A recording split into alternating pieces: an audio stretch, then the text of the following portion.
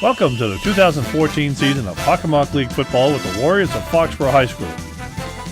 Today's matchup between the Foxborough Warriors and the Bulldogs of Canton High School, coming to you from the John J. Ahern Field in Foxborough. Bringing you all of today's exciting football action are Doug Seuss and Frank Jaffoon.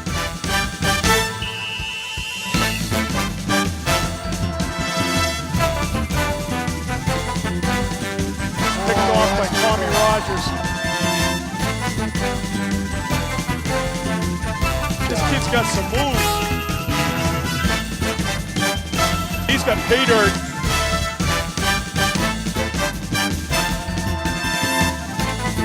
Nice pancake block there. Now, let's join Doug and Frank down on the field for today's pregame commentary. Good evening, everybody, and welcome again to Foxborough High School Warrior football. Tonight's action will pit the Warriors against the Canton Bulldogs. I'm Doug Seuss, joined alongside my partner, as always, Frank Jaffoon. And, well, what do you think, Frank? I mean, last week we saw a Foxborough team that just dominated. The running game was phenomenal. The passing game did what it had to do. Defense was pretty good, tested at times. But then Canton had a big lead on Stoughton and blew it at the end. It's really tough to understand because they've played some lousy football games this year, Canton. And last week they probably played the best game they played in 10 years. So it's really, Doug, who shows up tonight? And take a look at this left-handed quarterback that Canton's got. He's got a gun. His name is Hagan, and he's a 3-year starter. He's a kid that some people are looking at in college. He's a very talented kid. He can run the football as well as he can throw the football, but he can throw the football. Okay. Got a couple of good wide receivers. No great speed. A couple of agile backs, but we should beat these guys by 3 touchdowns. Okay, and again, last week the running game, we saw Ronnie Martin have a huge game, over 140 yards, a couple scores, and Mr. Keon Neal there had 3 scores, just under 100 yards, but collectively our offense had was almost 400 yards of total offense, almost 300 on the ground. It's just it's phenomenal for a high school football game, especially in Massachusetts as we talk about the timeouts and everything. We've got a tough tandem right back there. They're probably 2 of the best running back tandems in the state. Definitely the best in this league, I think. And if Canton can keep us off the field, they got a shot in this game. If they can't keep us off the field, it's going to be a real long night for the Bulldogs. Okay, and the Bulldogs actually are 3-2 coming into this game. So as far as even the playoff format goes, this is big because it's a division game for us. Next week, it's still going to come down to us and Stoughton next week as to who wins the Davenport division of the Hockomock. But also, point-wise, because of the ratings, Foxborough right now is tied for 3rd, basically 4th because Middleborough's undefeated, so they have the same amount of points. But the top 8 get it. If we beat Kent tonight, we're going to pick up some additional points just because of their record. Absolutely, absolutely. And the tough thing about this division, probably, in my opinion, in my little humble opinion, I think one of the top 3 football teams in the state is in this division in Holliston. Holliston is an absolute powerhouse from top to bottom. And I know everybody goes, Holliston? But you should see that the football players that they have in that team. And if we get to where I think we're going to be able to go, then I think we got to get through Holliston. But, that's 5 games in advance. 5 games in advance. So tonight will be the last scheduled home game for the Warriors. It's homecoming night. In the weeks to come, we will have at least 1 more home game, maybe 2, depending on how the playoffs work out. And, again, that's to be determined. But for tonight's action, like I said, we'll tee off here. We'll get going, and then we're going to have the halftime festivities with homecoming and everything else. Beautiful night for football. Again, back-to-back Fridays, right, Frank? Unbelievable. First night was 35 degrees. Now it's summertime. Right. I'm in a T-shirt, pink as it may be, but I'm in a T-shirt. So God bless you for that. Yeah. We will see you folks in a little bit. When the game action starts, we'll be back for the coin toss and the national anthem. Expected to hold out. We'll get this in a minute, okay? It's a great night for football. 2 terrific teams, okay? We're expecting great football all night long. Few things. We're not going to tolerate any unsportsmanlike acts. We're not going to tolerate cheap shots, nor are we going to tolerate taunting, okay? Captains, leaders, you're charged with that responsibility. Take care of that stuff, please, okay? Before I toss the coins, any questions? No questions. Gentlemen, here we go. Tails, heads. Gentlemen, tails, heads. Extra first down. Who's the heads? What is it? Nobody knows President Eisenhower. Okay, here we go. What's the call going to be? Call is tails. Tails. Let's see what it is. It is a tails. Tails.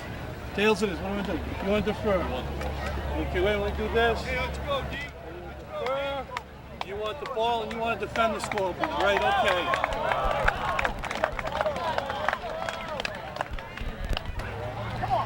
Canton won the toss. They deferred.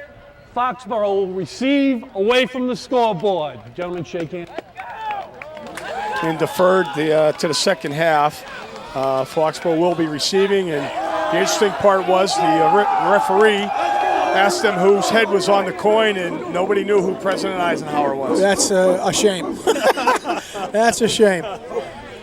Not sure what they're studying. And I hate to say this, but I remember him. Tells you how old I am.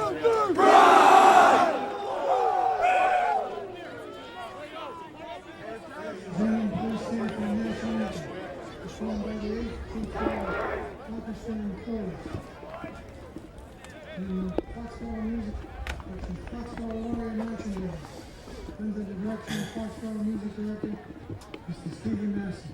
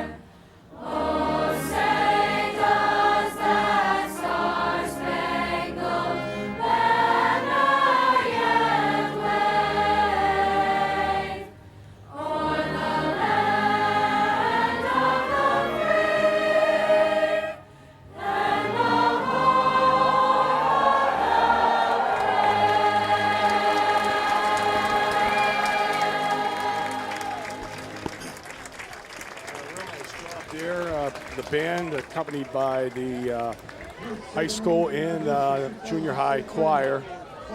Very good job by the kids. Oh, great job. Yeah. Great job. So Foxborough will be receiving the opening kickoff. They'll be defending the concession side of the Hearn Field, wearing their gold shirts, white pants, and blue numerals. And Canton will be in all white tonight, trimmed in a Kelly Forest green color. Canton, again, coming into the contest with a 3-2 record, losing a heartbreaker on the last play of the game last week to Stoughton. To a very good Stoughton team. To a very good Stoughton team. So back for Foxborough, we have Neal and Buzniak. In front of them, I believe, is Ronnie Martin, and Austin Ryan. It might be the other. It's Jake Pond. You know what had to be difficult this week? Dave Bohane, the head coach of Canton High School, to get these kids up after a deflation last week of losing to Stoughton, and to play another tough team like Foxborough on the road. It's got to be a tough thing to do for these kids. So sure it is. They're high school kids. They're not, they're babies. Right. Well, teeing it up is Thomas McGonigal, number 8. And the kick is a squib through the middle, and that's going to go back to Buzniak, going through Jake Pond's hands. Buzniak is going to be swarmed under. Number 20 there on the tackle, Jake Ragusa for Canton, pins Foxborough down inside their 20-yard line. Well, actually, it's going to be spotted at the 21. They give him forward progress on the return. So, unlike last week where we seemed to have good field position all game long. Yeah. Foxborough's getting a long field in front of them to start this game, Frank.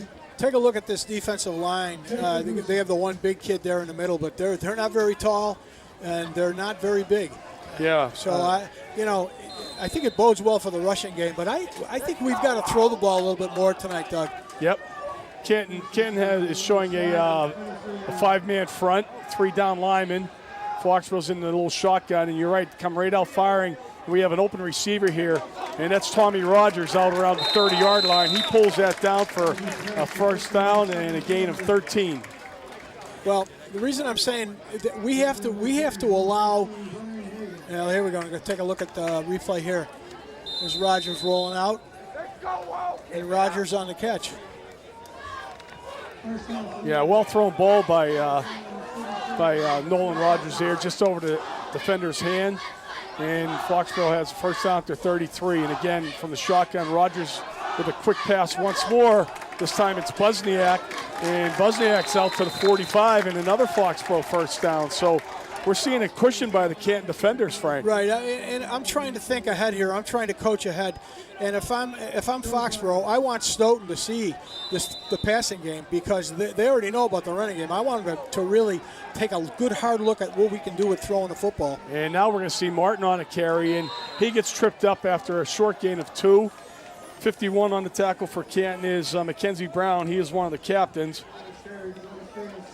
And obviously Canton is gearing up to stop the run here, Doug. Right, they are. You can see on your screen there, number 77, you talked about not being very big. That's Wavo Prentice Jr.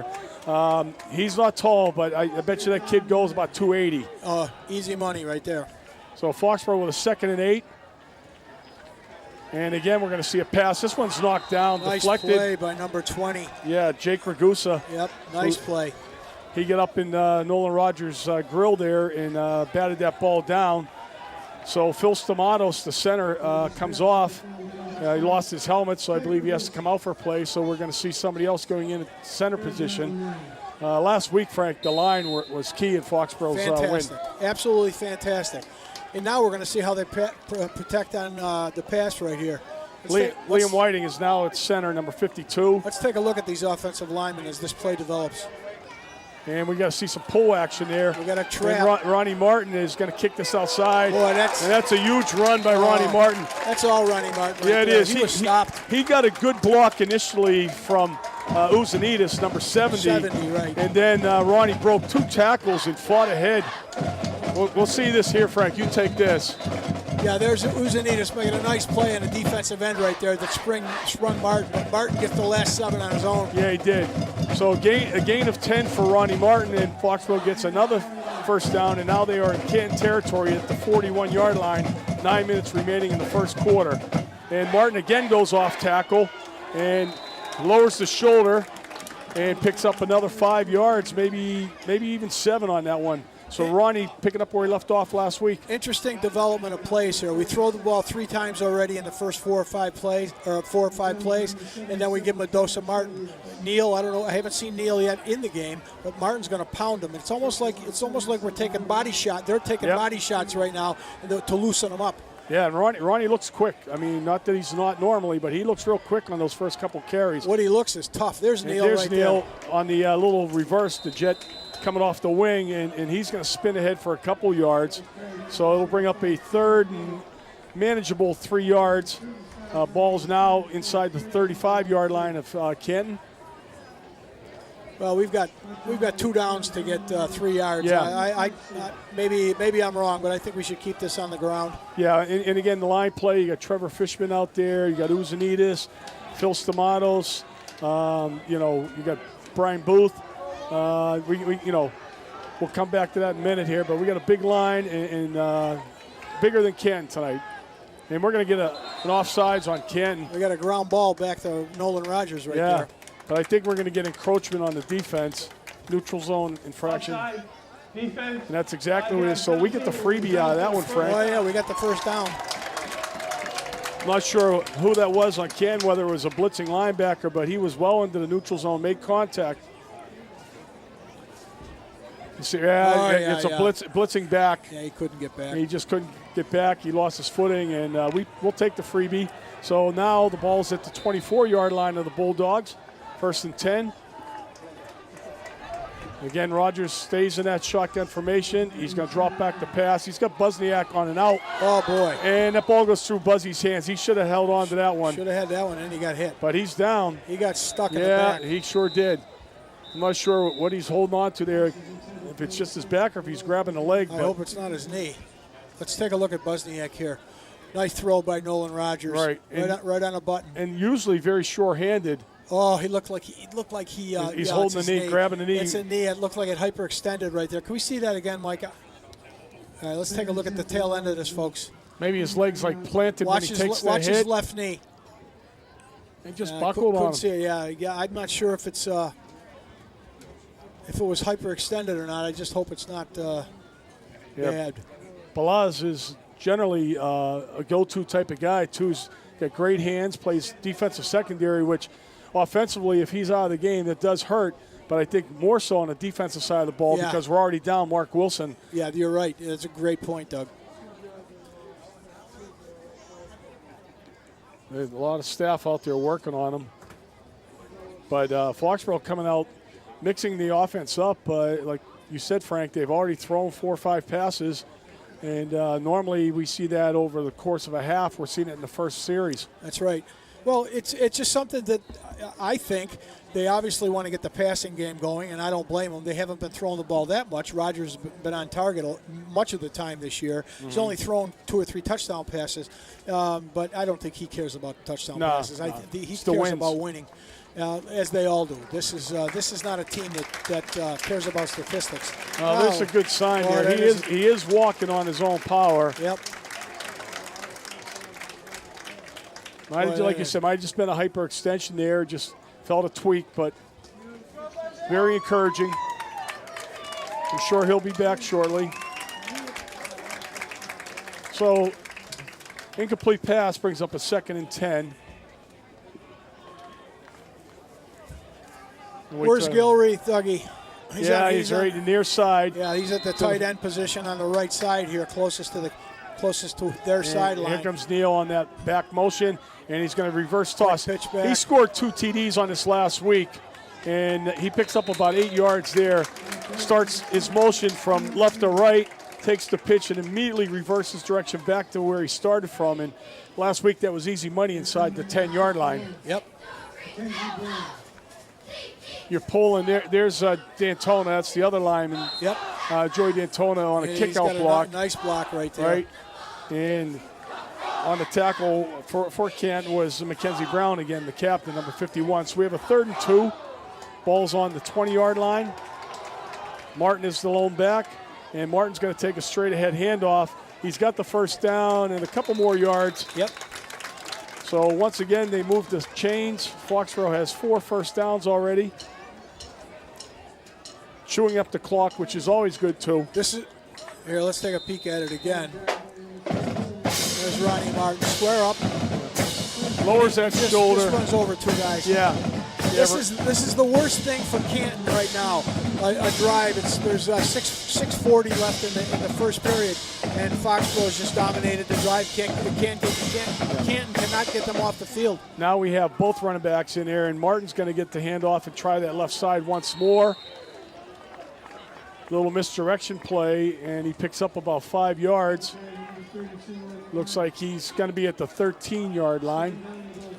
You see, there's just a little misdirection right there. Neal passes in front of him, but once again, Brown on the tackle. Young man has been very busy so far for the Canton Bulldogs. And Foxborough has a 2nd and 5 now. And same formation, we have both Neal and Martin in the backfield, and we will see a timeout. Foxborough is going to take this one. Timeout, Ken. That's the first actually, Ken took this one. Okay. Yeah, I think Dave Bohane just wanted to see the formation. And I know he doesn't like what he sees back there with both of those guys in the backfield. Yeah, that's for sure, because, again, both of them are pretty dangerous.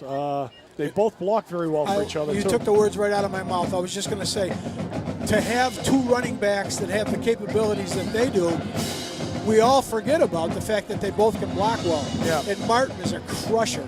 He's a crusher. You don't want to be a linebacker when he's coming through the line and he's leading Neil. Yeah, and actually, I think, we have depth on defense, but I think if Ronnie Martin was playing linebacker on defense, he would be laying some lumber on some kids. Oh, yeah. Because you're right, he does like the contact. He reminds me a lot of Luke Valenza. Oh, yeah. Who basically just wasn't happy unless he was hitting somebody, and that seems like Ronnie Martin's forte. Boy, we've had a lot of linebackers like that in Haven't we? Yeah, we sure have. We've been fortunate. So Neil's back out in the slot, and Martin is the little back, and here comes Neil on the little motion, and he's going to take the fake, and we got an open receiver. It's Gilreath. That's Gilreath, and you got your wish there, Frank. Gilreath gets involved in the action, and this looks like yet another first down, and it'll bring up a 1st and goal inside the 5-yard line. Gilreath, a nice big target. He certainly is. He's got nice hands, nice soft hands too. Very nice. And he gets knocked out just inside the 5, but a big target with soft hands, like you said, and a nice safety blanket. And we have both backs once again in the backfield. We jumped on a left tackle. I think that might have been Brian Booth. Right at snap. Ball starts. Offense. 5-yard Well, penalty. Foxborough Still makes their first down. mistake of the evening. But, again, still got first down. So, basically, first and goal from the 9. Just got to stay controlled here and do what they've been doing.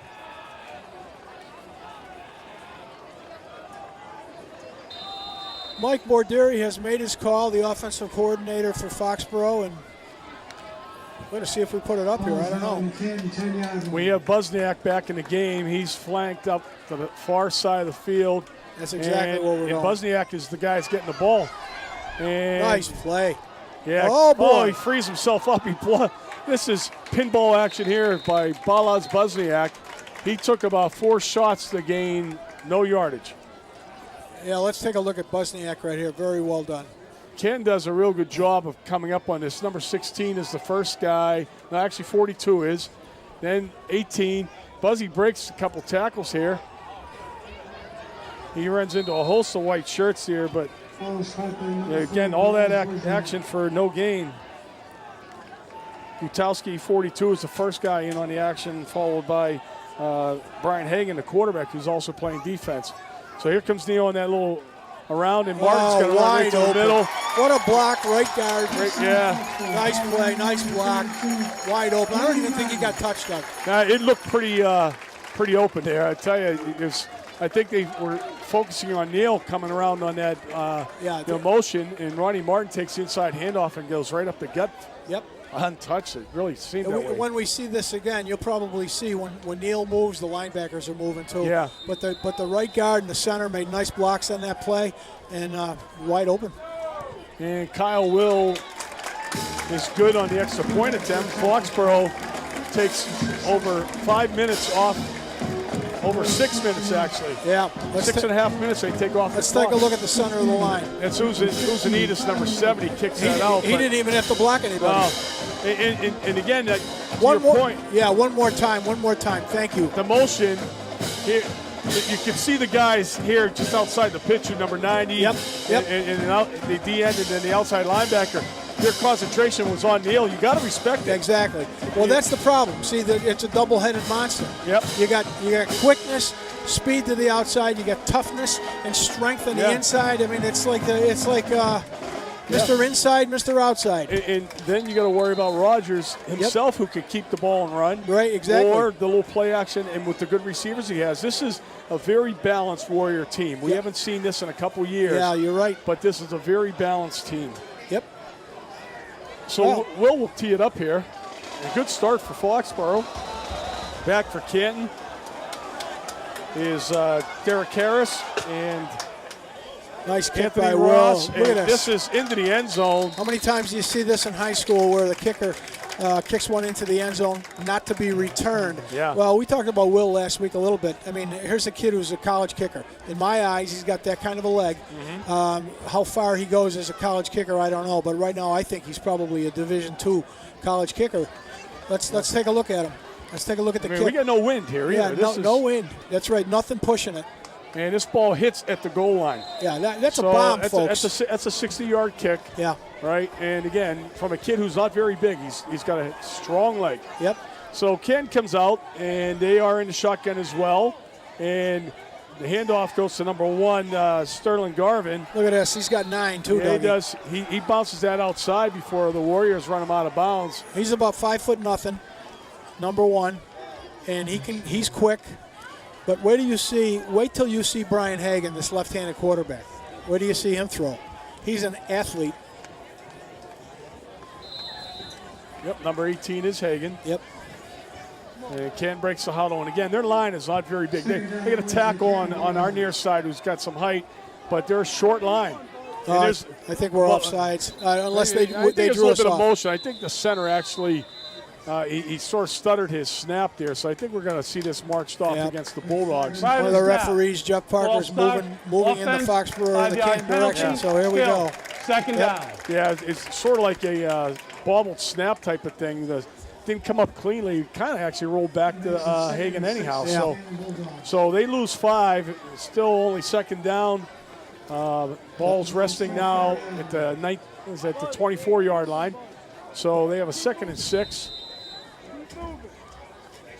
And again, you see when they break this huddle, this number 77, literally, he's like about 5'4". Yeah. But he's well over 250.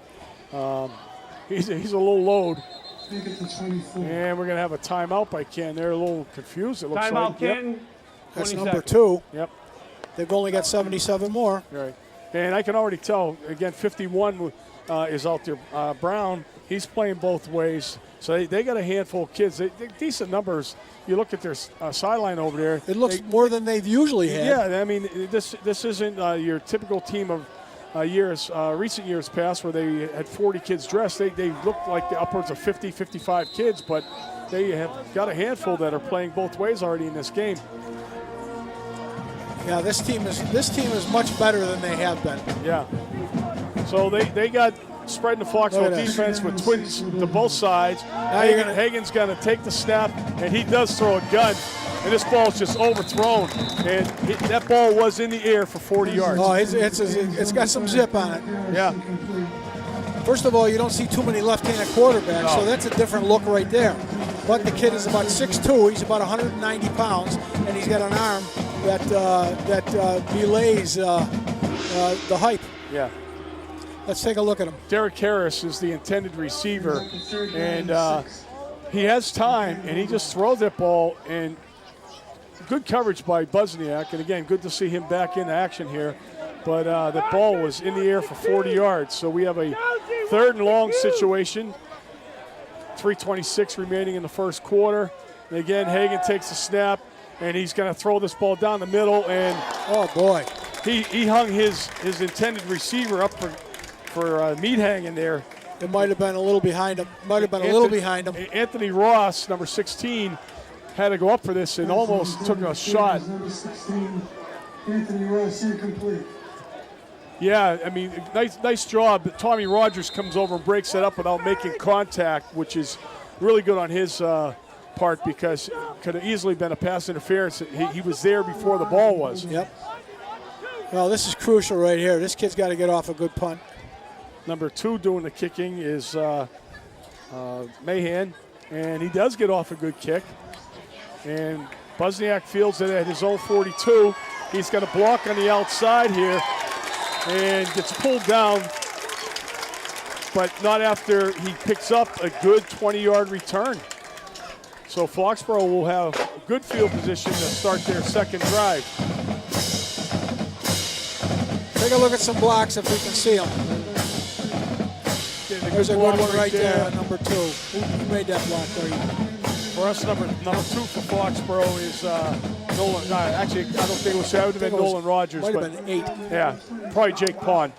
All right. So here we go, 1st and 10, 39-yard line of Canton. And we're passing Rogers is screen pass set up nicely. Nice block. Really nice blocking right here. You hear the excitement over our headsets here. Yeah, great block by Uzanitas. last week we saw a lot of screen passes Oh, from yeah. Foxborough. Yeah. Well, the more we can get the ball, here, take a peek. The more we can get the ball into these two backs' hands. Here's Fishman right here. And Fishman ties up a guy, and then, like you said, Uzanitas. And now we're going to see Neal taking the inside handoff, and he's going to bounce back to the inside for a few more extra yards and gains about 4. Yeah, he picks up 4. The offensive line is excited again. They're excited again. Once they see the backs running as hard as they're running, then that gets them pumped up even more. They feed off that, that's for sure. And now we're going to see 3 receivers to our near sideline with Neal in the slot. Martin is thrown back to Rogers' left. And we're going to see the out pattern. And a real nice job by Buzniak. Those are the hands I was talking about earlier. He reached up, pulled that ball down.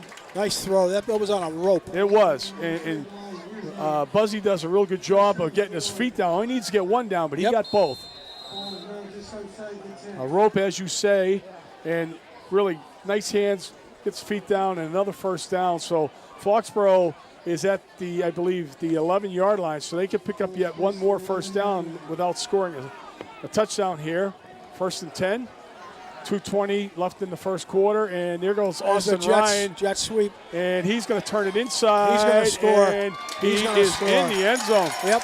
Well designed, well blocked. Uzanitas once again and D'Antona. Look, they're all excited because they know they led that charge right there. Take a look at the blocking here. It's excellent. Excellent pulling to the left and lead right here after the point. Really nice play calling by Coach Badiri, too. He's mixing it up tonight. Oh, and everything's clicking so far. So will be lining up to do the kicking. Buzniak is the holder. Snap is good. And this kick is low, but it is good. It's through. It's through. All right, let's take a look at this touchdown right now. There's D'Antona, 53, and actually Ronnie Martin. This is what we're talking about, the backs blocking as well. And then Austin Ryan just following his gold-shirted teammates. Just a well-designed play. Yeah. So an 11-yard touchdown run for Austin Ryan, matching his jersey number. Last week he scored on a pass. This week he scores on a run. I got to tell you something, and I don't praise the coaches too much because they can't stand it when you do that. But Mike Borderi's called 2 great series right here. Yeah. They've got him on their heels. Everything went forward except for the one penalty. And Austin Ryan, only a junior, so we're going to see more of that young man next year, too. Foxborough has 42 seniors, but there's a good presence of underclassmen in both sides of the starting lineups. Terrific. Yeah. And, well, tell them about the freshmen and JVs. The JVs are sitting at 4-1, winning this week at Milford, and the freshmen are 4-0. So top to bottom, the program is playing really, really well right now. That's right. And Will with another bomb. Another bomb. This is at the goal line as well. And this is going to be returned, and a nice return. Yeah, that is Harris finds his way back to the 37-yard line. So Derek Harris. So right there, Kyle Will may have actually outkicked this coverage as Harris is able to navigate his way back on a nice return. I can't tell you how, I'm praising this kid Will, but I'm telling you something.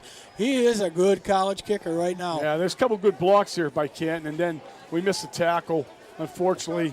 And Matt Mullally brings down Harris right there. Giving Canton pretty good field position after a nice kick by Kyle Will, as you said, Frank. So, and I don't mean that I shouldn't praise Kyle because he deserves it. Oh, yeah. But actually, he's a pretty good baseball player, too. Is he? Yep. They call me a homer around here. Yeah, well, there's nothing wrong with that. No. So here we go. Hagen's back there. We got motion. We got too many guys in motion. Yeah, we got all kinds of movement going on. Yeah. There's confusion in Canton's backfield, confusion on the line. J-Ron Reynolds, number 4, was the initial motion back, and then a couple other guys decide they get a jump start too. Get out there and block for him on that jet sweep, and can only have one guy in motion at a time. Not in the Canadian football. Not in the Canadian football. 5-yard penalty. Which I'm still trying to convince myself that that's real football. All right, let's take a look at the confusion. Yeah, see, 44's in motion. The other guy, number 5, yeah. Chinese fire drills, they say. Yep. Canada, that's a good play. Maybe arena football, too. Arena football, yeah, there you go. So Canton loses 5, pushes them back.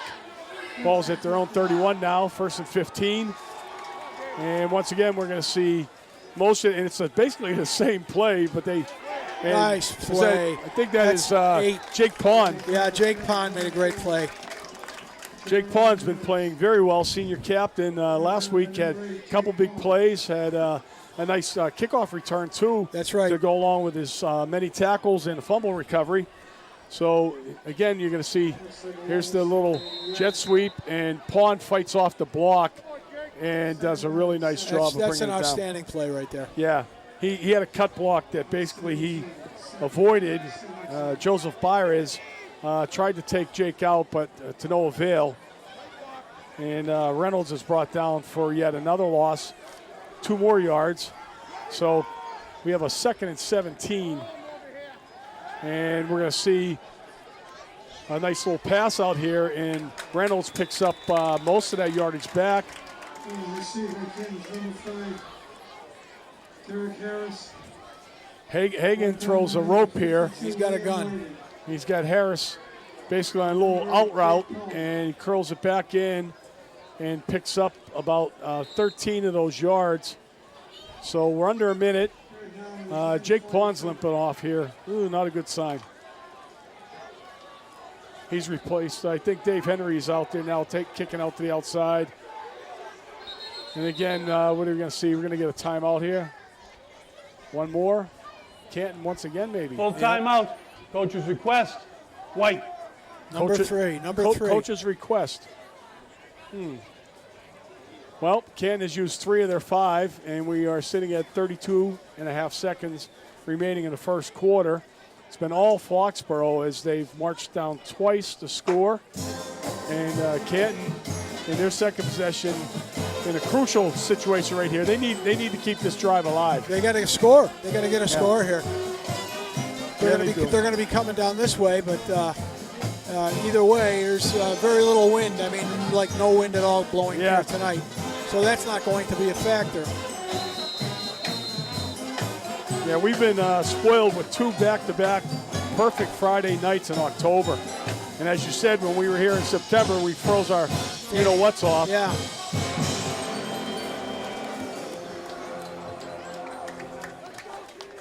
So Canton comes out of their timeout. And instead of going right to the line, they go back to the huddle. Hagan calls the play. Canton breaks. They send 2 receivers to both sides. And the lone back is Garvin. And we got some whistle. We got motion again. We got another flag. It's got to be motion. Prior to snap. Yeah, it is. Ball start. Yep. White. 5-yard penalty. And that'll drive Still. a coach Third crazy. down. You call a timeout, you set up a play, and you come out and you have a penalty. Have a penalty. Yeah, it's just A that's timing discipline. penalty of everything. Yeah, that's just discipline right there. Yep. And that's how teams lose football games right there, just because they don't have the discipline to carry out what they're supposed to carry out. The little things that add up to a lot of big things in the end. And Canton basically just put themselves in a hole where now they have a 3rd and 9, and it's not as manageable as the 3rd and 4 was. So we're going to see the same formation, and Garvin's still the lone back. And here comes, wow, we almost have a collision in the backfield. Oh, boy. We got a strip here of the football. The big boy, who's that? Is that Hood? Yeah, 78. He's the one who knocked the ball loose, I think. He did it. So it's Doug Fisher if it's 78. No, I think it's 79. It's Hood. Yeah, it's 79's Hood. It's Hood. And we will see this. Canton does get the ball back for 4th down, but let's take a look. Hood shoots right in here and disrupts this play. Boom. Oh, that ball was out beforehand, I think. Yeah, and actually got hit from behind here. I'm not sure who that was. Might have been Whiting on the backside there. No, it's Brian DeVellis, number 18. Was it Brian DeVellis? Yeah. And that's the end of the first quarter, but this is DeVellis. The Hood goes by, and then DeVellis finishes off. And again, this young man, we called his name a lot last week, too. Yep. He's really come on as a solid football player. And his senior season is a memorable one for him. So at the end of the first quarter, it's all Foxborough. Canton's going to be looking at a 4th and long. You know, they're near midfield. They could punt. They could go for it. But if they don't make it, Foxborough's in great field position once again. Yeah, I don't think he's going to have the courage to do that. Still early. But Foxborough playing very well, just feeding off of where they left off last week.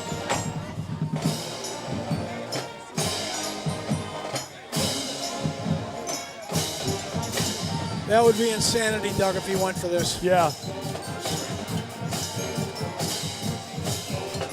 Bosniak is back, and like you said earlier, too, Canton's playing for a playoff game, too. Yeah, they are. I mean, and this isn't the old Canton that we knew back in the day here. All right, back to do the punting is Harris. No, it's number 8. I'm sorry. That's McGonigal. And this is blocked! That was blocked square up. I think that's Flannery. I think John Flannery flew in there, got all ball. All ball. I don't even think he was touched. Wow. And I tell you what, there's going to be a lot of excited people. Johnny Flannery is one of the more popular guys on this team. Let's take a peek at it, Doug, here. There he is. Nobody even touches him. Boom. Oh, my God. He laid out all 5'6" of them. I'm telling you. Look at the sideline. Look at how he's being. I'm telling you, they love that kid. I love that kid. Him and his twin brother. Coached them for a few years. I got to tell you, they are great kids.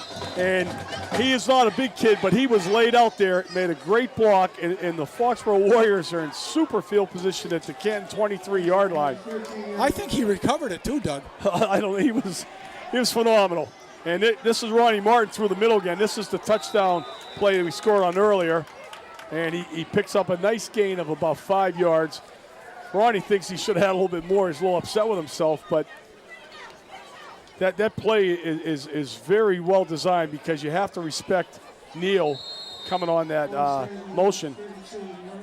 And if not, you know, he can very easily take a pitch and then he's around the edge. These kids are still hanging around Flannery down here, Dougie. They're all over him. Yeah, They're all excited. He's for him. holding court. I love to see that. So Foxborough in a tighter formation. Here's Neal again on the motion, and there's the fake pitch, and Rogers is going to go post corner, and Bosniak's got a touchdown. This is a great grab. Yeah, he caught it. He caught it. I was looking for the feet. He got one down. We're going to see a great replay here, but this is a post corner route, meaning Bosniak starts his pattern into the middle towards the goalpost, breaks it back out. Canton had to play well covered at the boot. The kid was right on him. I didn't know if he even knocked it away. No. Yeah, it was a great play. Yeah, Rogers puts this ball right on the money. That's a big-time throw and a big-time catch by Bosniak. So 2 plays after the block punt, Foxborough punches it in, and Will's going to add yet another extra point. And quickly, it's 21-0. And wow. I don't know. Let's take a look again. This is Rogers setting up. And now you're going to see the very end of it. This kid's all over Bosniak. But look, he gets the 1 foot down, never bobbled the ball. He knows he got that foot down. Let's take a look at the end here.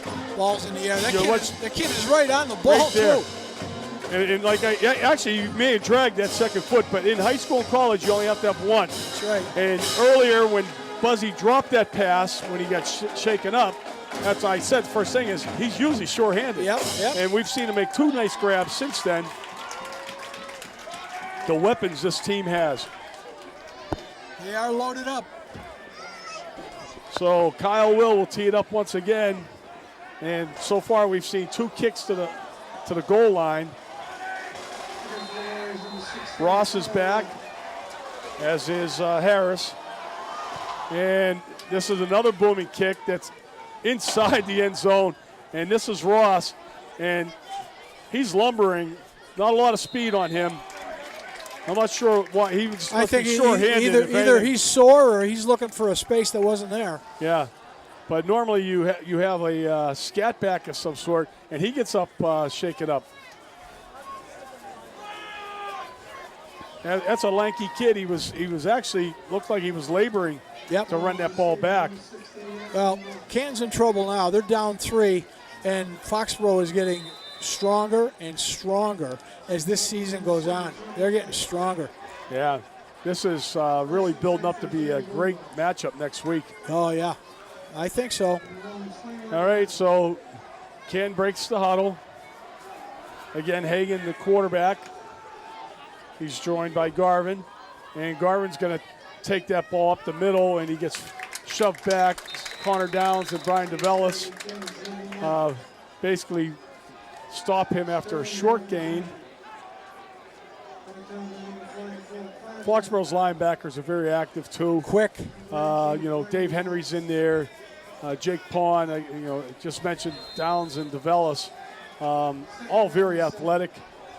And then you got your beef in front of them. I mean, Hood and Fisher are They're about 800 pounds apiece. it seems it, And then I mean that in the nicest way, a believe real me. nice way. And then we have the young man Jalen Jackson, who's had a great season thus far playing DN. William Whiting is another linebacker. DeVellis is actually playing a DN. And we got a loose ball, and We got another one. wow.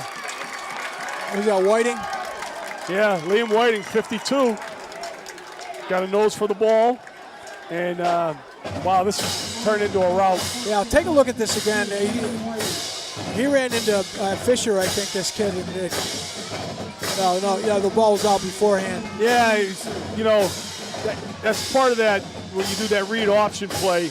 The quarterback often holds that ball into the back's belly for a good couple seconds and sometimes pulls it out. Maybe there's just a little miscommunication there, but that ball was on the ground. We got it, and here comes Neal, and he's going to race to the end zone. Goodbye. One play, one touchdown. Holy cow. That was fast. 24 yards in about a hypersecond. Yeah. My God. Boy, did he turn on the Jets, huh? Canton doesn't even know what hit him right now. Holy cow. These linemen are really pumped because they know that they're making the blocks. Oh, sure, and absolutely. making this happen, but Yep. we are already at 110 yards rushing in the game, and we have just under 9 minutes left in the first half. These are like We got another one through. these are like ungodly numbers. Yeah. Again, Look at this. Look at this kid. He's just Booth put the afterburners seals it, on. and then boom, boom, boom, a little downfield blocking. Oh, Looked like he might have gone out. Stepped out, but Run that back, Mike. Yeah. I think he was out at the 6. number 6 for Canton sure as heck thinks he was out. Well, I think he touched the line. it looked darn close, but he was fast around that corner. And we have there we go. Let's take a look at this. See if we can make the call here. Just maybe. Could have been Just there. maybe. That's the beauty of wearing white shoes. He's got black shoes on. Maybe you see it, but he's got white shoes on. Hard to tell. But we've had 4 different players score in this game. There's still almost 9 minutes left in the half. Wow. They're up by 4 touchdowns. My goodness. Now Canton mixes it up. They've dropped back Reynolds to go along with Harris. And this is another bomb. Look at another. This is out of the end zone. Actually out of the end zone. So Kyle Will is showing off the leg tonight. He's putting on a show, isn't he? Good for him. Wow. That is just another weapon that people might take for granted. But when you have a team starting at their own 20 time and time again. Well, you get in a tough playoff game and you got to kick a 35-yard field goal. I want him on my team. You betcha. You betcha. So all Foxborough thus far, and again, Canton can't get anything started. They've had back-to-back turnovers off the block punt and then the fumble. And running's not going to do it. So Hagan, if he is as good as he was advertised to be, he's going to have to try and work some magic now. They have to throw. They have to throw the football. Yeah. And he's going to set the quick out pass, and he finds Harris out there. Harris gets knocked out of bounds, but not until he picks up 6 yards. So Hagan completes it. So we'll have a 2nd and 4. Yeah, he's at this point, it looks like he could end up having a 30-35 pass attempt night. He's going to have to, because they can't stop us.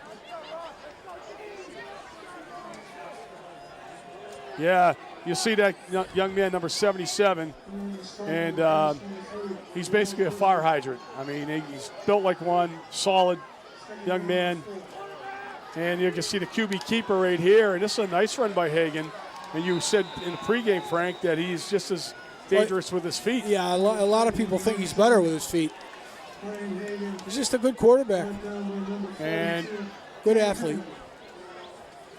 Yeah, the middle was open there. Dave Henry eventually brings him down, but not until he picks up the first down on about a 15-yard gain. So Canton finally picks up a first down here.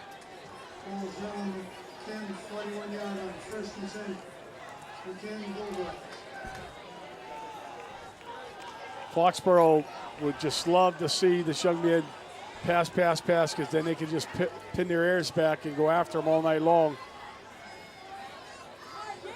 And, whoa.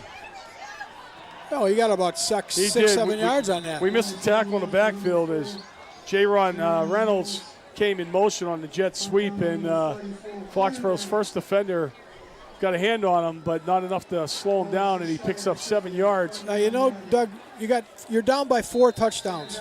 Wouldn't you call 2 or 3 plays in a huddle, or have them and try to move the clock a little bit?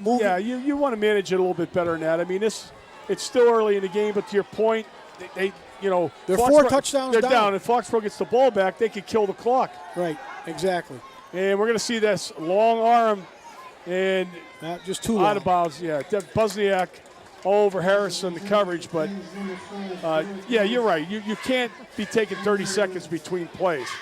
They need to get something quick, and then either look for the onside kick or possibly hope that their defense can finally hold Foxborough. But if Foxborough gets it back, we've already seen him score quickly, but we've also seen him kill the clock. We've had the ball 4 times and scored 4 times. Yeah. Yeah, and the last 2 times were quick. Literally scored 3 plays in 1 play. So, Ken, again, we're going to see a little read option. And he got through there. Yeah, he did. Little guy. Yeah, that's Garvin. And he's going to pick up another first down for Ken. But this is, to your point, this is where they've grabbed a couple first downs now. Yeah. You got momentum. You'll keep Foxborough off balance. Ken doing a real good job, actually, of moving the lineman off the ball. At least allow Foxborough not to substitute. You know, if you're calling 2-3 plays, even calling them at the line of scrimmage, Foxborough won't be allowed to substitute. Right. Fisher and Hood are out, and we have George in there, and Jackson's moved to D tackle as well. And Gus is Garvin once again, and there's a flag. I think he's going to call a hold. Yeah. Well, somebody yelled hold. It was coming from the sideline, I'm sure. It's either that or it's a personal foul.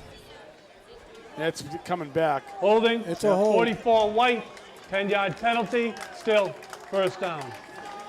It's a shame because there's a nice run there by Garvin once again.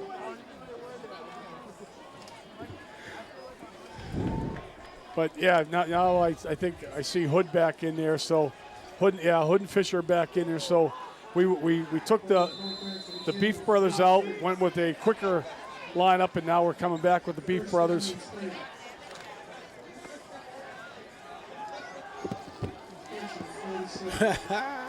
There's some big fellas right there. Yeah, they are. Hey, let's go 2-8.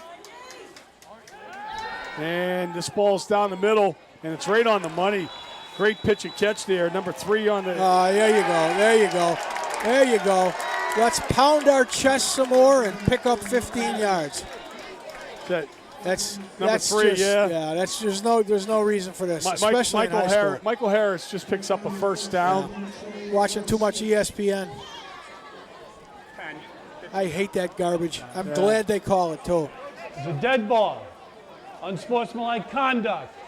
White It's going to be a 15-yard penalty from the spot and a 1st and 10. You know, you're down by 4 scores. Yeah. And this, you know. And you make one good play. You make you one think good you play. shut your mouth and Yeah. go back in the huddle. And people tell me, don't say that. Don't say that. Are you kidding me? Drives me The things that are going on in high school and football today, it's not called for. Yeah.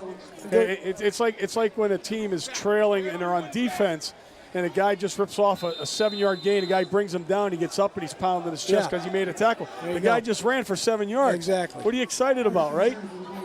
I don't get it. I don't get it either. But that's a shame because it takes away a 1st down, but you had a good gain too. So being a dead ball foul, it just brings it back. So they still have a 1st and 10, but now they get the ball on the 43 And instead of like they the lost 28. 20 yards. Yeah. Or 15 yards. All right, Hagen's going to roll out, and he's going to keep it, and he'll scoot ahead for a couple yards. But Whiting and DeVellis again on the tackle. He picks up 5 of those yards, so it'll be a 2nd and 5. I like to watch this Brian DeVellis play football. Yeah. You know what? He really enjoys what he's doing. He enjoys it. Not that they don't all enjoy it. I'm sure they do, but he seems to take it another notch up. Yeah, there's definitely some football mentality out there, and Connor Downs and Liam Whiting are just like that as well. Ronnie Martin's actually in on defense right now, There Frank. you go, sure. He's in a linebacker, and we're going to see Garvin try the middle, and he's going to be darn close to a 1st down. Again, DeVellis at the bottom of that pile. And do we have a measurement? And we do. So we're at 4:23 remaining in the 1st half.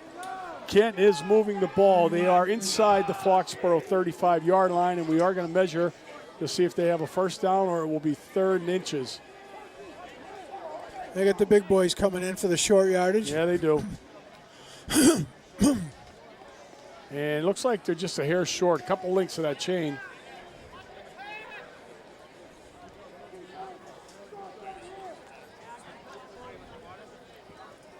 Just inside, and again, Ken doing a pretty good job pushing our guys off the ball here, but not enough. Right there, you can see Garvin comes down, but the ball is his helmet's at the marker, but the ball is shy. So yeah, we got a 3rd and 1.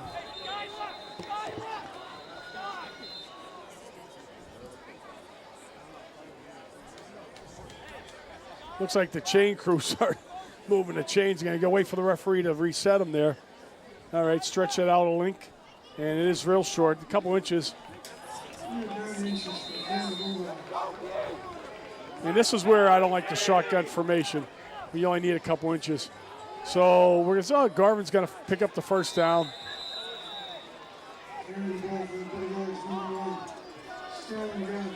So they do.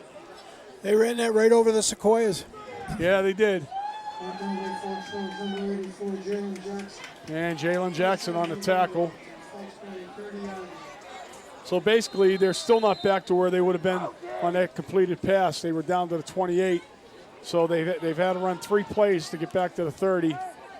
The importance of that penalty.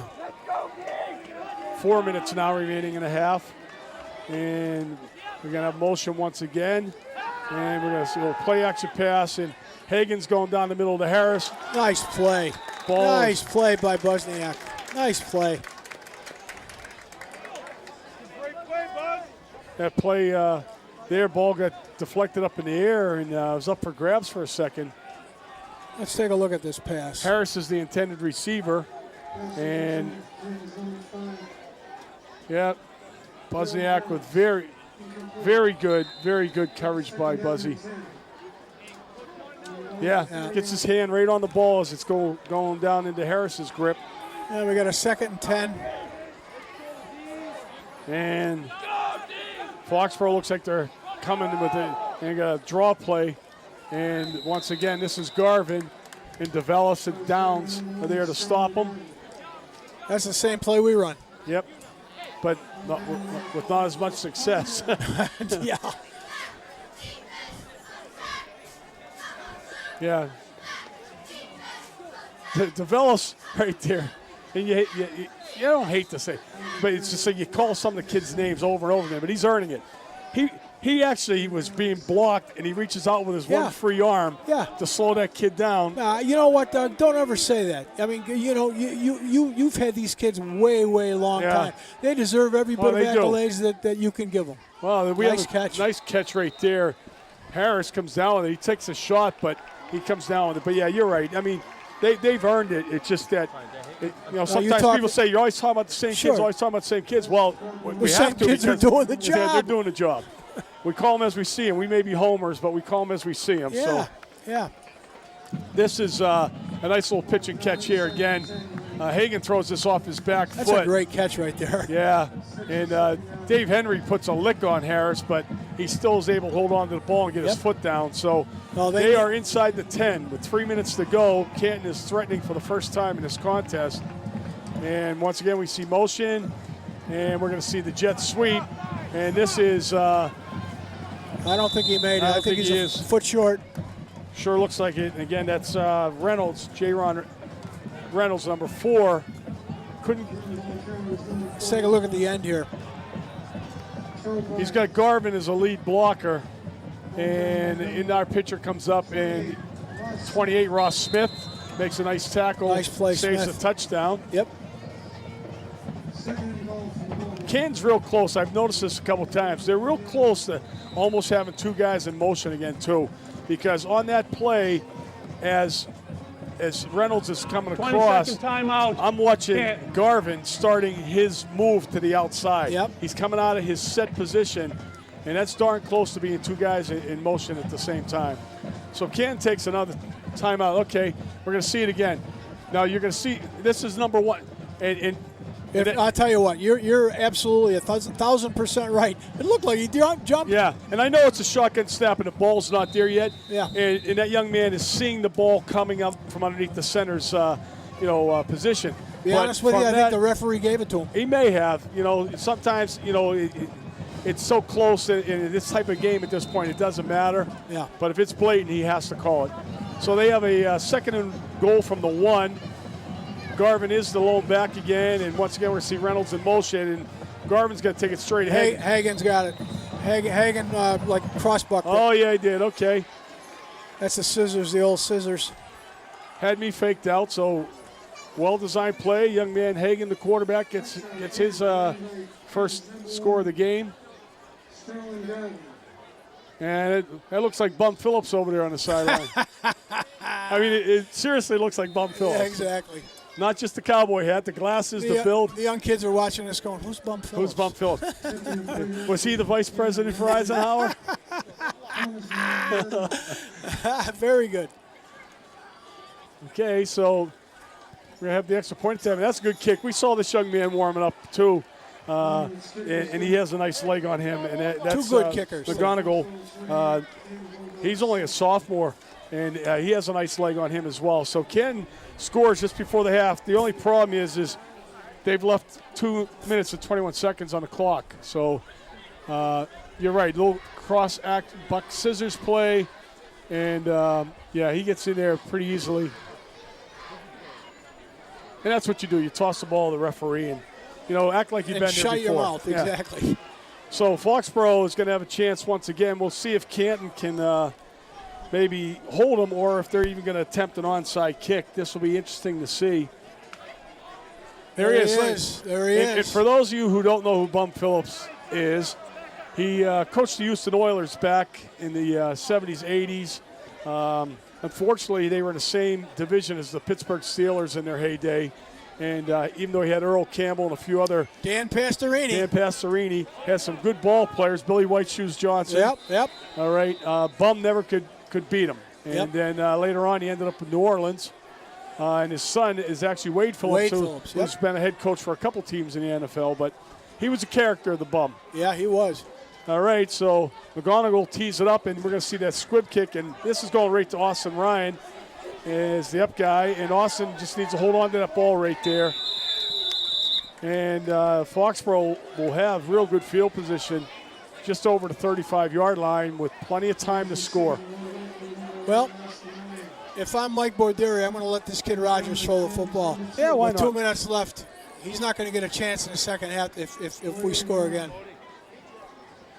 They don't want to go deep, but, you know, again, you got up guys like Austin Ryan, who's already scored a touchdown tonight, and he's pretty sure-handed.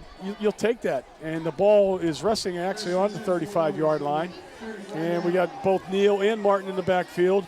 Rogers takes a snap, and he's going to hand it off to Neal on a delay. And Neal breaks a Look at tackle. how quick he is. And, yeah, he gets out of bounds to stop the clock, but he's also got a first down. He does make it out to the 45-yard line. That's going to move the chains. Again, a little delay handoff. He breaks right through, bounces off two guys. See, again, kids not wrapping when they're trying to tackle. And he picks up 10 yards on the first down. So Foxborough with 2:05 remaining is out at their own 45. And Rogers is going to throw this one, and he's got an out pattern to Busniak. Busniak's going to be close to first down.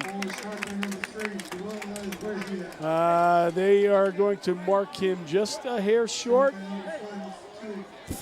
Oh, they're moving the chains again. Are they? No, he's saying second down now. Okay, I thought he signaled for first. It is second in inches. But once again, stops the clock by getting out of bounds. And Foxborough has all 5 of their timeouts in the pocket as well. So Neal and Martin in the backfield again. Neal is deep this time. And we're going to see Neal take the handoff. And we're going to see him spin through the middle and get ahead for about 5 yards on the first down. And Foxborough calls a quick timeout. They've got to get control of the game. 20-second timeout. Coach's request. Ball's at the Canton 40-yard line.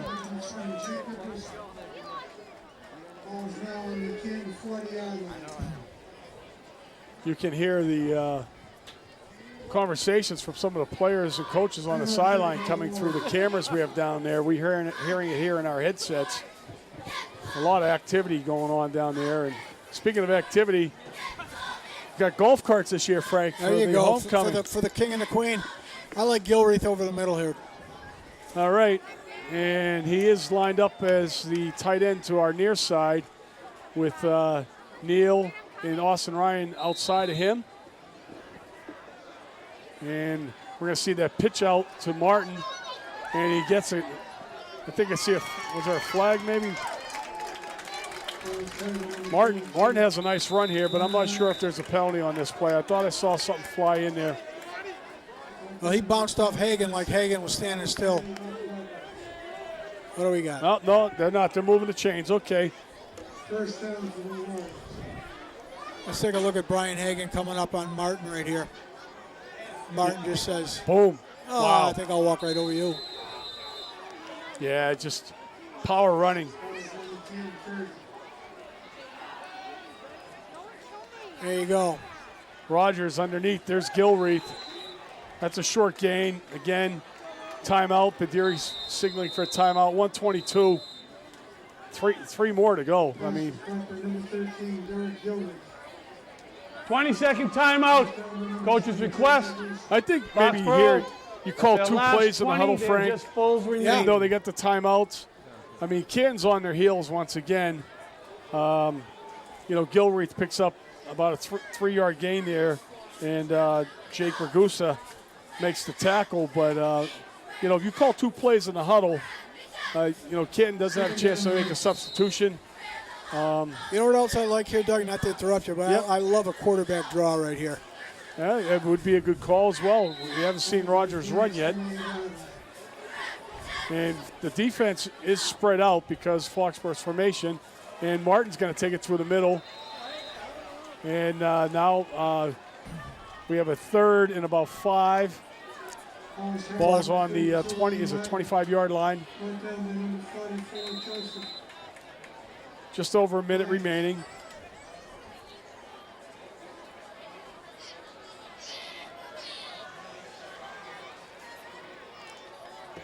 Actually, even a little screen pass again. Yeah.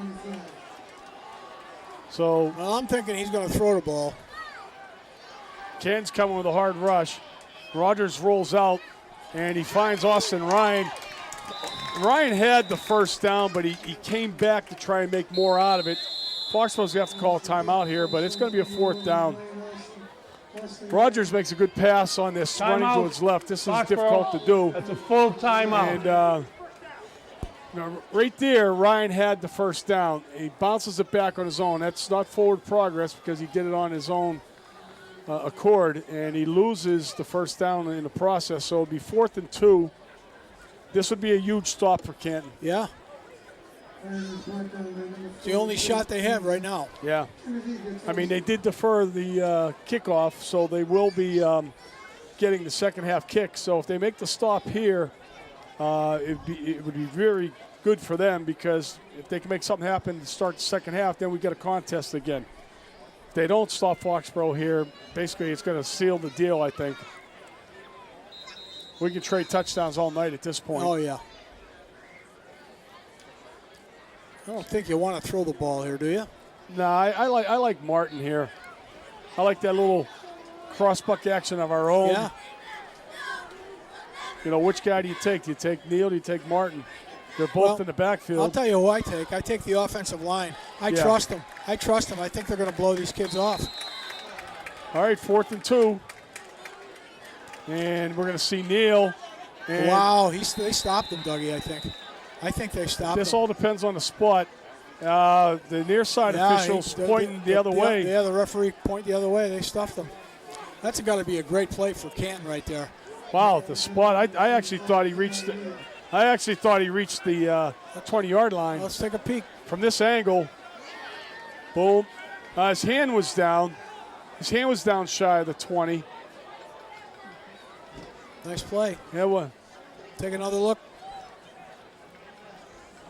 Yeah, he gets stood up right there. 44. Nice yeah, he play, doesn't make 50. it. That's a good call by the officials. And, you know, again, on the tackle, you had Bares and Barrikas, number 50, James Barrikas. They stood Neal up for the first time. We actually have seen Canton stop the Warrior offensive machine. You want to take a chance on throwing a football here? Hey, got 35 seconds. Nope. And there's that's Whiting once again. Nice play, Liam Whiting. Nice play. And they're just going to let this tick out. Yeah, now I would, yeah. Let's take a look at this. Garvin takes just a straight ahead handoff, and Whiting is through there once again, just hog ties him. A little extracurricular activity right there, but this is going to end the half. That's going to seal the deal for this half. But Ken's got to feel pretty good about scoring and then holding Foxborough. Yeah. It gives them a glimmer of hope that maybe in the second half they could put a little bit more together. But to this point, Foxborough's looked very, very impressive, as they had last week. Offensively and defensively. Both sides. And, you know, they're going to go to locker rooms. They're going to talk it over. And we're going to have a long halftime between the band and homecoming and everything else. So I got to tell you one thing. The king and queen are coming. Yeah, they are. So I'm guessing it'll be about 20 minutes before we'll be back. So grab yourself something to eat or drink at home, and, you know, we'll see you then.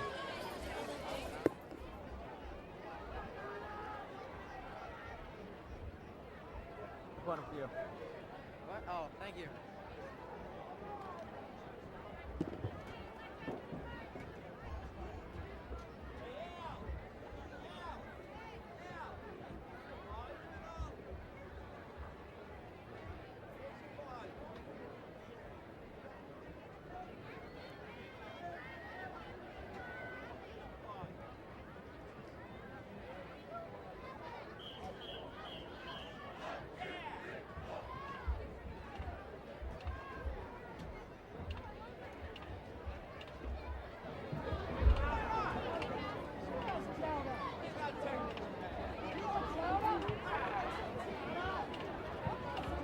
Ladies and gentlemen, please welcome the Foxborough Line Wrecking Band.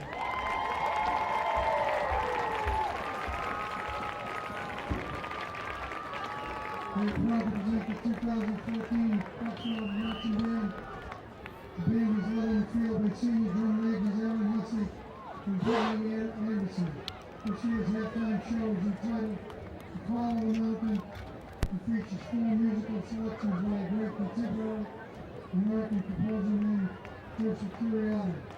Song titles include Call of the Mountain, Adelina de Maya, featuring percussion session, River of Tears and Joy.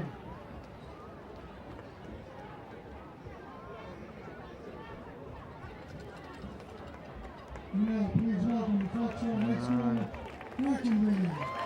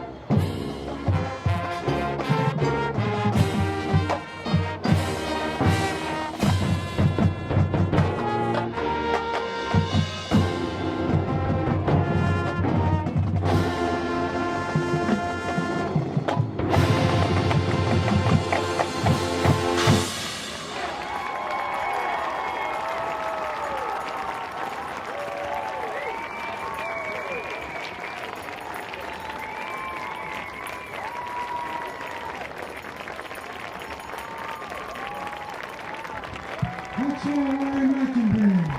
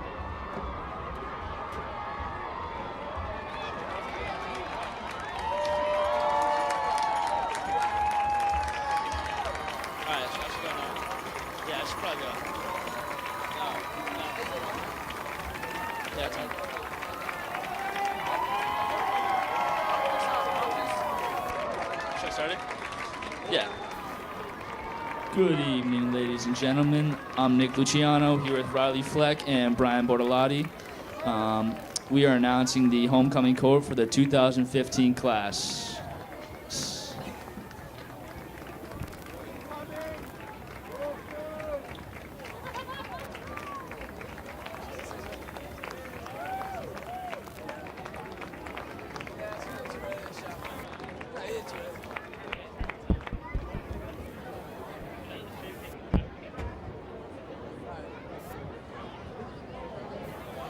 First up, we got Princess Anna Dario Patrick.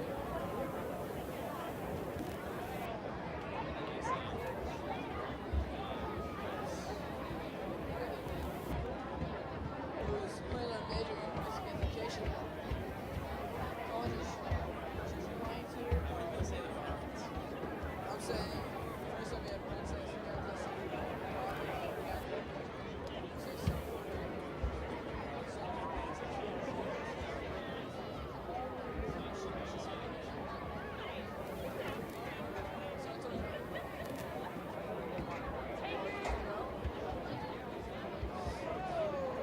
First up, we have Princess Erin Hussey.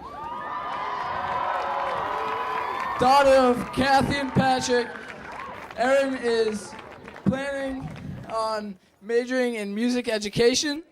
Colleges she's applying to are UMass Amherst, Ithaca College, and University of Connecticut.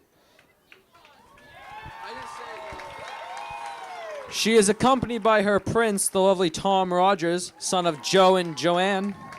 Tom is applying to Union, RPI, and Tufts. He wants to go into the field of engineering, and he has played football, basketball, and lacrosse for the past 4 years. He's also a member of the National Honor Society. What a guy. Pretty good.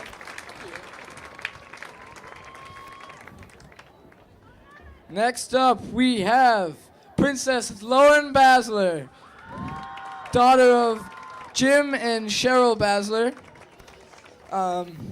Lauren is undecided on her major. She is applying to Wheelock, UMass Amherst, Emmanuel College, and University of Rhode Island. She is accompanied by her prince, Cam Seeley, son of Lori and Paul. Cam has played basketball for the past 2 years, been a member of the student council. Oh, he's played basketball for 4 years. Sorry, I should know that. He's a Hawk All-Star. He's in the NHS, and he is an Eagle Scout. Cam is applying to UMass Lowell and wants to major in engineering. Next up, we have Princess Kayla Seppi, daughter of Nancy and Stephen Seppi. She is planning on majoring in pharmacy. Colleges she is applying to are Northeastern, URI, and Rutgers. Activities, she's class president. She is a NHS member and senior cross country winner and spring track captain. She is accompanied by Brian Novellis, son of Jim and Nicole. Brian has played lacrosse for 11 years, football for 4. He's a referee and coaches CYO basketball. Colleges he's applying to are UMass Amherst, Quinnipiac, and Northeastern. He would like to major in engineering.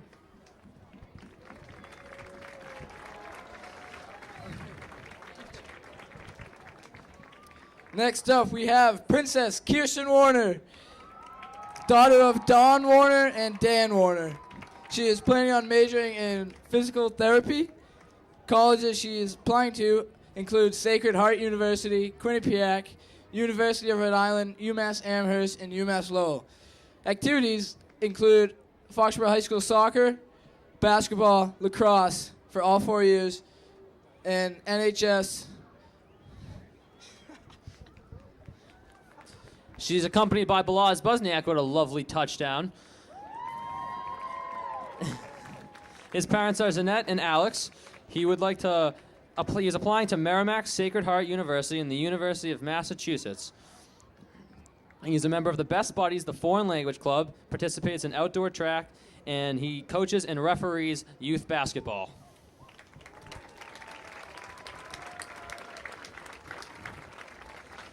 And the last couple but not least, we have Sam Geary, her parents, Anne Marie and John Geary.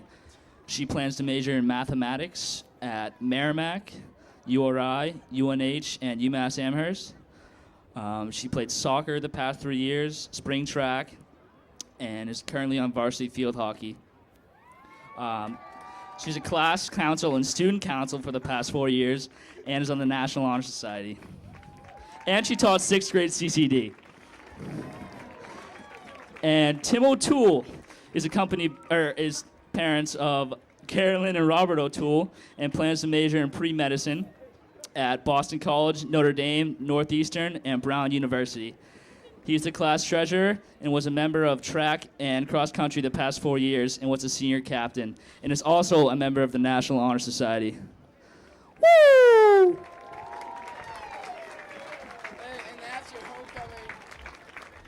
And that is your 2015 homecoming court.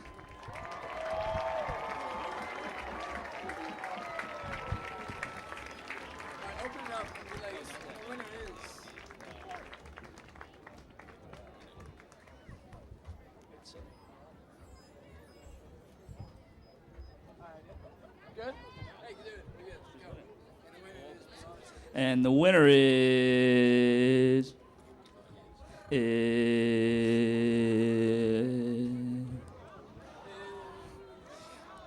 King Balaj Buzniak and Queen Kirsten Warner.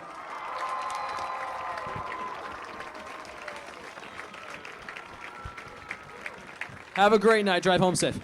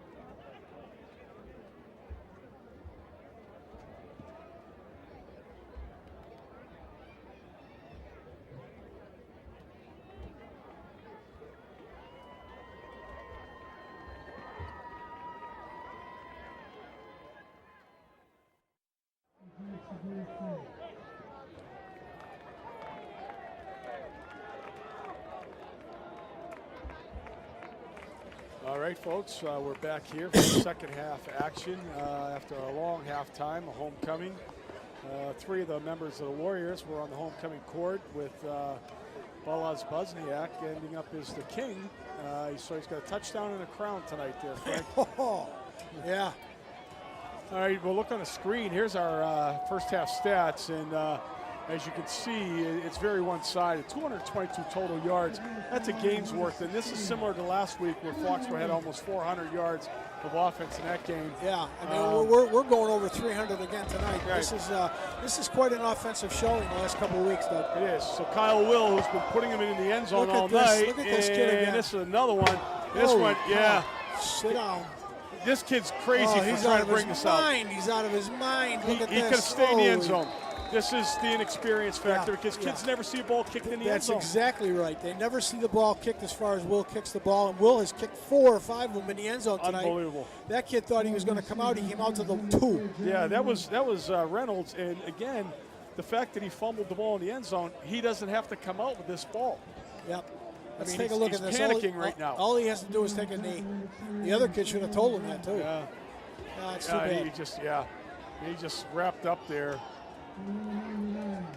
And so Canton, who actually made a nice little comeback towards the end of the first half to try and get themselves positioned to get into this game, have now put themselves in trouble where they got a first down inside their own 5-yard line.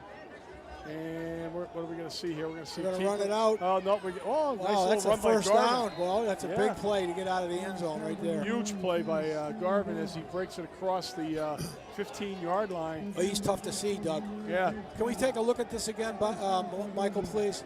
Only because I want to see. Look how small he is. He is small, and I think he gets. You can barely see him going through there. There you go. Nice run. Jake Pawn brings him down, but yeah, he got some good blocking, and he doesn't need much of a hole to get through. Nope. So Canton with a little breathing room now, out at their own 15-yard line, and Reynolds in motion, and then we're going to see once again coming back. The inside handoff goes to Garvin, and he's going to pick up another 5, 6 yards. I'll tell you, you know what? These first 2 plays, Doug, the offensive line looks like they have a purpose. Yeah. They come off the ball very well. And speaking of coming off, Jake Pond hobbles off the field. He was shaken up a little bit in the first half, and he's favoring a leg there. So hopefully it's nothing serious, but they can ill afford to lose Jake Pond. No. He and DeVellis both play on the same side and both do a great job. So we have a 2nd and 4. Once again, Reynolds in motion, and once again, Garvin's going to take the handoff Nice up the play, middle. nice play. And I was going to say it's probably Liam Whiting, and it was. It was Whiting. Whiting's having a heck of a game. A solid senior campaign by Liam Whiting as well. Yep. He's come to play tonight. Let's take a look at Whiting again. They pull the guard the here. hole. Yeah.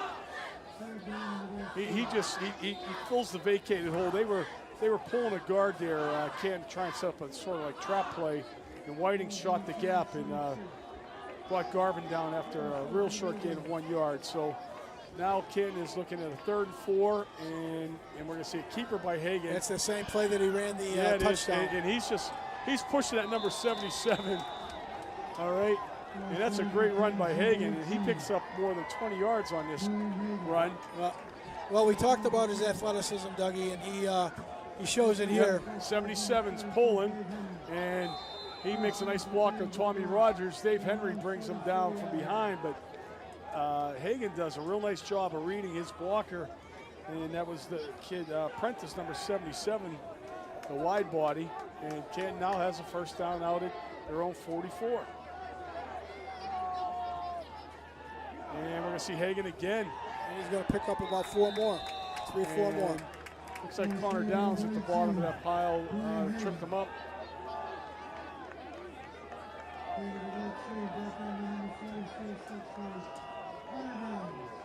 So Foxborough needs to tighten up a little bit here as Canton has put back-to-back drives together. And the Warriors are making substitutions at line. They're going small. They got Martin at linebacker now. And here goes the handoff to Reynolds on that jet sweep. Nothing there. Yeah, he gets tied up. Dave Henry had him at the ankles, and Whiting and Ross Smith finished him off. So, and he's down. He's down. He's not getting up. Here's the jet sweep. And Garvin's the lead blocker, and you'll see Henry wraps him up. Nice play by boom, Henry. boom. Good job by Ross Smith right there, too. I think it was the hit by Whiting, and Reynolds is still down on the ground here. Hopefully it's just the wind knocked out of him. It looked like he took a shoulder to the rib cage. This often is the case when runners are trying to fight for that extra yard. They expose themselves sometimes, trying to spin and all of a sudden go right into a solid hit by a defender, and I think that's what happened here in this case. You see Coach Martinelli is always a class act out there showing some concern for the young man. Mike, can we take another shot at that one, or is that possible while we get a little downtime here? See how he got hurt. He's up. Let's take a look at how this young man got hurt. You'll see right near the very end, Henry's got him at the ankles, and right there, right solid there. tackle by Liam Whiting. Yeah, good job, and again, Liam. just the shoulders into the rib cage area. But 3 guys on the ball. This has been the MO of Foxborough all year long, Doug. They're tackling 3-4 at a time. Yeah, and coaches love to see that. Oh, sign of a great defense. Yeah, it is. And good form tackling too, Frank. Yep. They're wrapping, they're breaking down. You don't see a lot of arm tackles. You know what you don't see anymore either? There's a lot of head tackles. Yeah, they're getting smarter. They're teaching them the right way. Yep. Hagan on a play-action pass. He's got a receiver in the middle. Oh, I think he caught that. He's going to get credit for that catch. Boy, absolutely, Harris picks that off the grass. Oh yeah, here we go. We're gonna pound our chest again. I think he caught himself. We'll play action, and again, Hagan steps into this, and he does a nice job. Yeah, he keeps it from hitting the grass. So first down, Canton driving, Foxborough 29-yard line. 7:10 remaining in the third quarter. And now we're going to see a little out pass to Harris, and he's wrapped up quickly by Busniak and Henry. Short gain there. And bring up a 2nd and 6.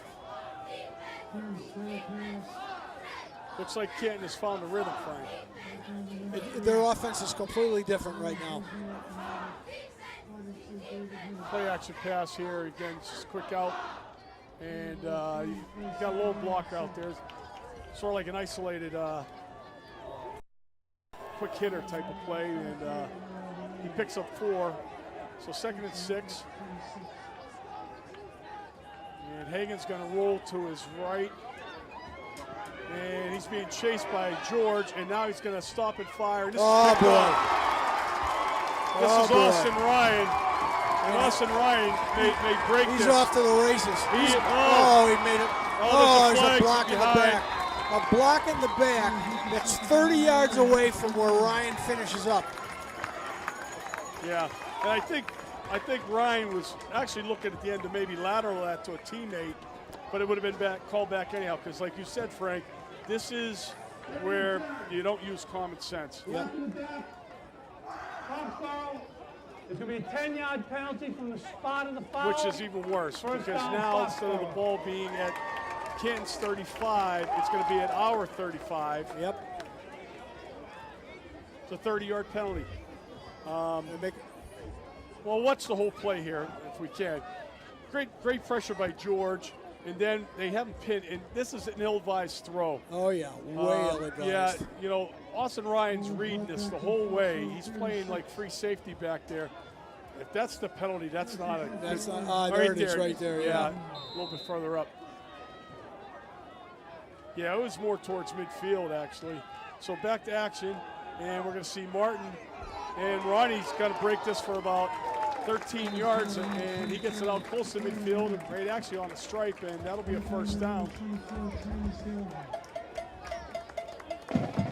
Real nice run by Ronnie Martin, so this is a nice way to answer the penalty here. Big hole, real big hole.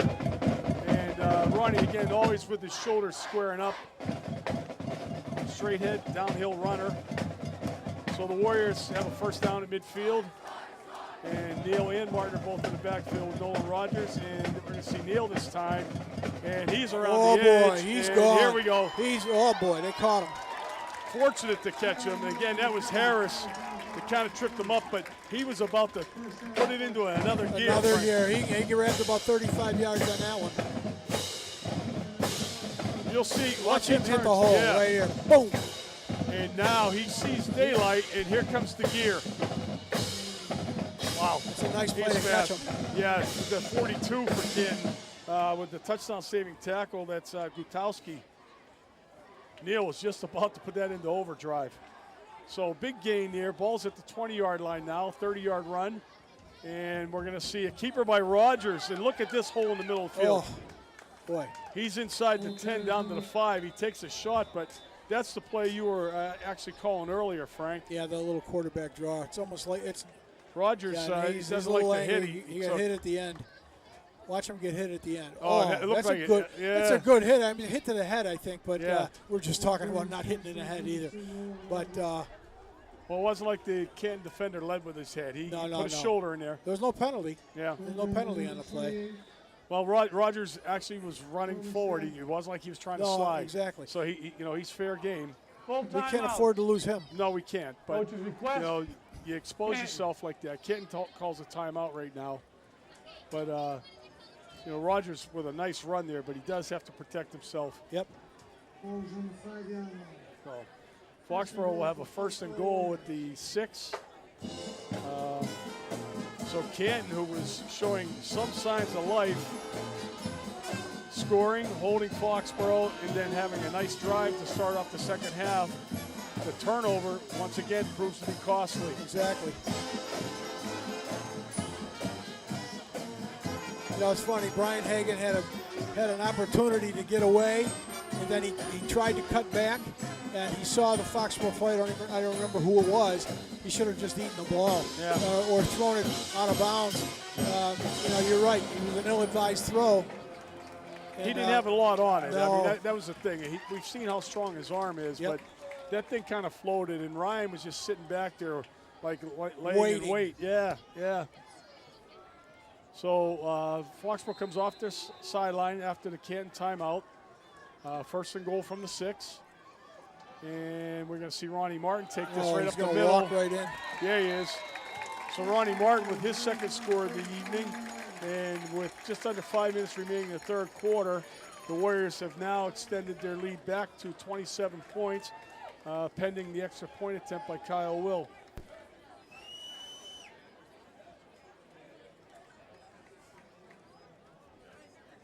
Everybody's happy tonight. Yeah, they are. I mean, this team has put up a lot of points in recent weeks, and they're going to need them next week because Stoughton is a wow, that was almost blocked, and somehow he managed to get that through. He got it through. 10 kids went to both sides of him. All right, we're going to see the touchdown, and maybe we can see this extra point too. But just a draw play. Well, he didn't look at that. Touch he killed the kid at the end. Yeah, he did. That was Ragusa. He took. Here comes another look at the touchdown. And again, a little cross-action play. And nobody there. Yep. Boom. And Ragusa's in the wrong place at the wrong time. He just gets run over. Can we see the extra point? Yeah, if you have Mike, the extra point. This is interesting too because Canton was in on this. It's a high snap, and Buzziak does a good job getting the ball down. And somehow, looks at it's a can't shame. get it. Well, when you guys watch this video next week at home, try to pay attention to that extra point because I got to tell you, I don't know how he got the ball through those two guys. I don't know, but it went about 100 miles an hour.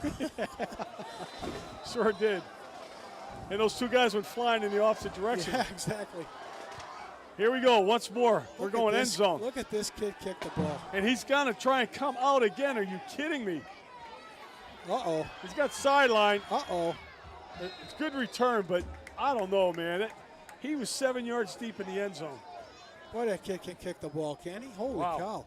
And it's high, too, Doug. They're Yeah, high. They're yeah. not line drives. Yeah, Derek Harris returns that ball out to the 40-yard line. He gets a 47-yard return, but to be honest with you, I thought it was just crazy. You could tell by the way I was calling it. Wow, this thing. Let's take a look at Kyle Will kick this ball. Look at how high this ball is. You're right. He's about 7 yards deep in the end zone. Now, he finds the sideline, and he actually has some room there, and that's good. That's good for him. There's maybe a little bit of a hold on number 5 for us. It's Shane Day. Looked like there's a little tug on the shirt, but, Harris makes a nice return. So, and we're going to see Hagan on the keeper again. And he's going to get 2. Bundled up, DeVellis. Brian, 18 on 18 right there. Brian says, don't try my side. The big boys stuffed the hole right there. Hood and Fisher, they stuffed that hole. Yeah, there's nothing in the middle. Hey, you're right, Frank. It forces them to the outside. Oh, and Fish just throws that guy down. Oh, my God. He's a pancake. He sure did.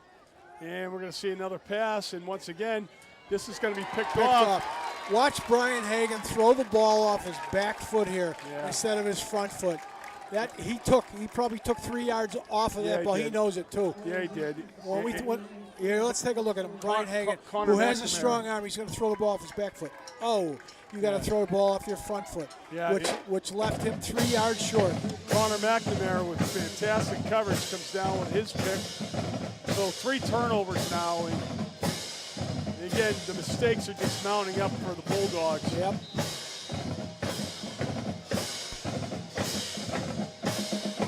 Well, we got about 4 minutes of the regulars, and then I think the substitutions will be coming in, hopefully. So we're going to see a little bit of Ronnie Martin again here. And, he's going to try and hurdle. That's not a good move there. That's a good way to break a leg right there. Stay on the ground, Ronnie. Yeah, it's just power running. He picks up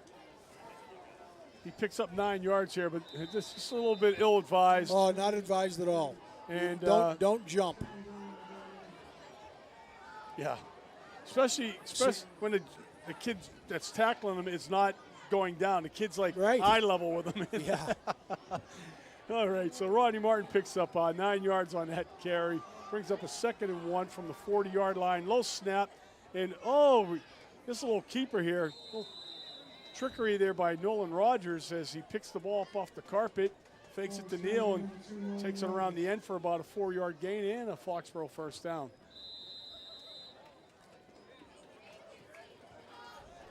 You see this here. Actually, that was a great fake. Was that a fake or a broken play? Well, I tell you what, for a second there, I thought Neal had the ball until I seen his hands empty. So it's just, Rogers got the first down, though. So that's all that matters here. And now he's still flanked on both sides by our star running backs. And Neal's going to take this one, and he's going to slither his way through the middle behind Fishman and Uzanitas. I got to tell you, I'm not going to run I'm not going to run Nolan Rogers anymore tonight. We got a tough game next week. We can't afford to get him hurt. No, that's for sure.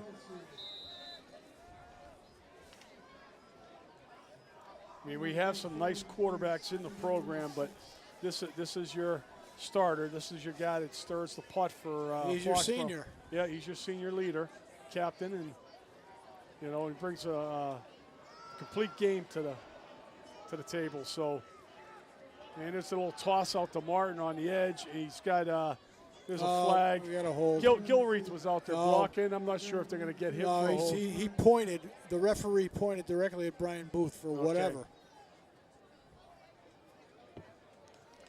I think we got a hold. Yeah, that's just a little toss sweep there. Foxborough hasn't had many penalties tonight. I mean, let's take a peek. Can I take a peek at that, Mike? I don't want to pick out Brian Booth because he's played a nice game tonight, but I want to see where that came from. Foxborough, 10-yard penalty. Repeat, second down. I really can't tell. There's 73 here. So I'm going to say I was wrong, and I apologize, Brian. I don't think it was you, but it looked like he pointed at you. So Foxborough gets backed up on that. That's I don't know where that call came from. They saying a second down too. I thought it was a first down play that we had right there, but not sure why they're calling it second down. Look at this grab. Look at that grab. Number 81 for the Warriors goes up and gets that ball. That is Jermaine Few. There's a name that we haven't called all year, and that young man just made a highlight grab. Is he a senior? We'll check. Good possibility. No, he's only a sophomore. That's great to see. Rogers showing a lot of poise here, and great coverage by the Canton defender. That's Harris. He caught that falling down. Yeah, he did. Wow. So Few gets the first down on a great reception. And now we're going to see Ronnie Martin, and we got another flag. He's got a holder right away. Yeah, so Foxborough once again will be backed up. That might have been a tackle by the offensive lineman. We're going back to this catch here. Yeah. Look at it. Look at Few get up above, and he actually bobbles it slightly, it looks like, but great concentration. Yeah. Chop block. Chop block. Foxborough, there you go. 15-yard penalty. Repeat, first down. We used to do that for a living back in the day. You were allowed to. Yep. The rules have changed. The rules have changed, Doug. They really have changed. And you know what? I think the contact-wise, we want to save these kids. Yeah. I think they're for the better, a lot of them. Yeah, they are. And that's not the way I was taught, but I got to change with the times a little bit here. Yeah. So first and 25. We're inside of a minute in the third quarter. And once again, we're going to see Rogers throw it. And he's going for Gilreath. Gilreath went right through his hands. I think he's a little upset at himself there because he was poised to make a good grab and usually sure-handed as well. Once again, Rogers is right on the money, Frank. Oh, yeah. That should have been caught. Yeah, and he knows it. He's looking at his hands. He knows it. He's very, very talented young man, and but Rogers is throws. So's this guy. He's a talented guy too. Yeah, look at that cutie, huh? Got on TV. So second and 25, and once again Rogers is passing and Nobody's Canton- home, he threw it yeah, into they the smelled ground. out the screen. I think Canton actually, I think, figured that one out, that Foxborough's trying to set up the screen pass to Martin, so Rogers just throws that one into the ground. Now, some people might say, hey, you got a 28-point lead and you're passing, but you also got to look at the situation. You know, you're trying to continue to control the ball and the clock, and when you got a 25-yard deficit to pick up a first down. I think the coaches were questioning that too. Yeah. Our coaches. Yeah. I just sensed a little bit of like, let's not throw the ball. Yeah. We'll see. We're going to throw the ball. There we are. And this is Austin Ryan who comes back to the ball. And again, he loses a couple off of his initial reception, but he does pick up about 10 yards. Check that. Again, there's Rogers stepping into his throw. And you'll see Austin Ryan, he comes back, and that's all on him. So he loses 3 yards off the reception, but still a nice grab, and brings up a 4th and long. Fourth and about 20? It says 4th and 25. It's not that. Yeah, it's not that. It's about probably 16. Yeah. About 4th and 16 from the Canton 39-yard line, but we've come to the end of the third quarter. Foxborough basically controlled the third quarter, putting another score up, and a commanding 35-7 lead. And they'll start the fourth quarter with a 4th and long situation from the Canton 39-yard line. But we started the game off with Nolan Rogers throwing, and right now on this series we've seen him throw because of the penalty situation. We've seen him throw the ball a lot again. Well, he hasn't missed too many tonight. No. I know that. No, and actually, Gilreath dropping that one there, and Buzniak had a drop earlier, but we can check down in the truck with Frank McDowell and see what Rogers has got for passing stats. I'd be curious. But he's got to be over 100 yards passing. Oh, yeah. He was 89 at the half, I think, or 83 at the half.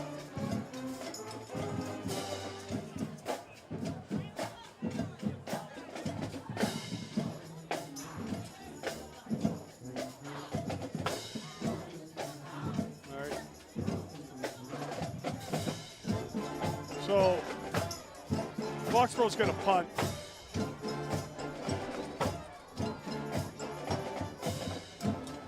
Pat McCarthy is the punter for the Warriors.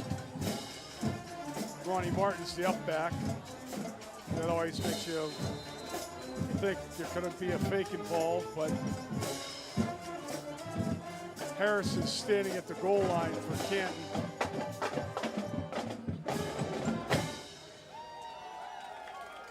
Low snap, McCarthy picks it off the grass and basically hits a knuckleball that he's going to get a favorable roll out of this. Oh, boy, they're going to get the ball at about 10. Yeah. Yeah.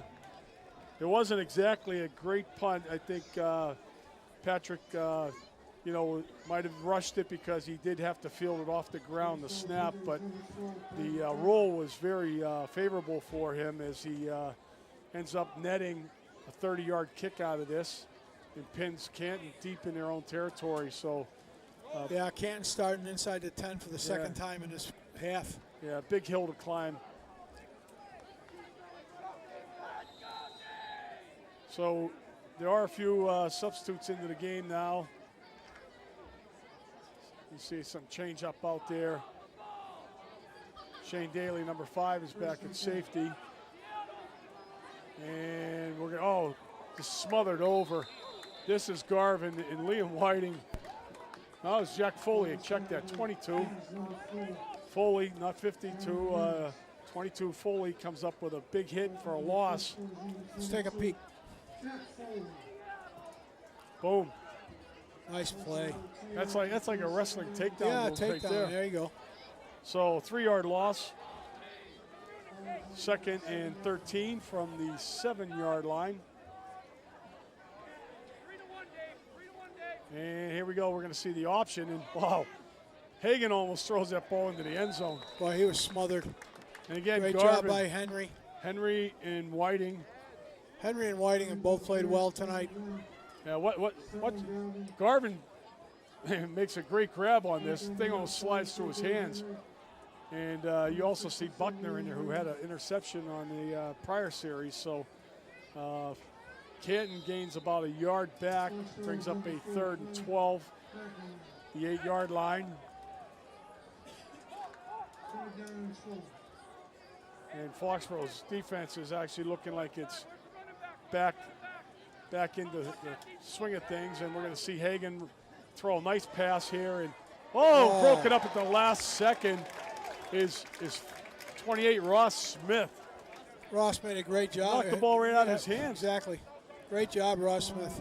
Wow, that was looking like a completed pass. Is Michael Harris? Let's take a peek. Michael Harris has this ball in his hands. Yep. Right there. Ross stuck his hand right in there and pulled it right out. Yanked it out. So Hagan almost pulls off a big play.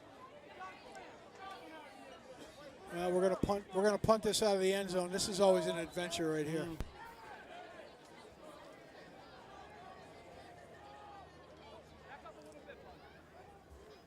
Good snap, and not a bad kick. Get away from it. That ball's going to roll out past the 40. It's going to go out of bounds at about the 43, 44-yard line of Canton. So a decent kick. At least gets Foxborough out of Canton's red zone. And we're going to see some substitutions. Right now, Darren Kelly is going to check in number 9, the junior quarterback. He's going to take Rogers' place, and we're also going to see some other fresh bodies out there. Number 21 for the Warriors is also checked in. That's Trayvon Levad. We saw him last game. He had a couple of nice plays last game. Sure did. Still looks like your starting line, however, but some of your skill players are now changing up. And Kelly takes the snap. It's Levad. Yeah, it is Levad, and he's going to get a short gain, maybe 1 out of that. He's got to be safe. We're going to see a quick look there. Yeah, Trayvon, he goes back to Hull and says, guys, you block better for Ronnie and Keon. What's up with me? What's up with me? Right? I can use some of that same love.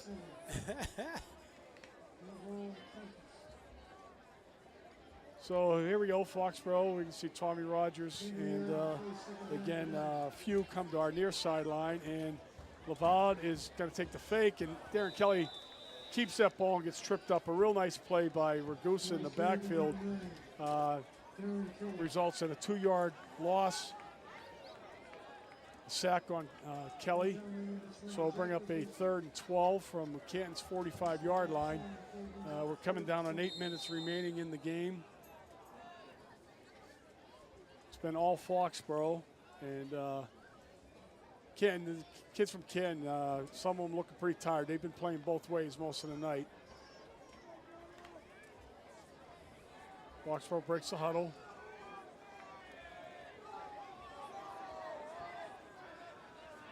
And again, Kelly, he throws a quick out to Austin Ryan, and Austin Ryan gets stood up after a short gain. Nice tackle there by Byers, number 44 of the Canton Bulldogs.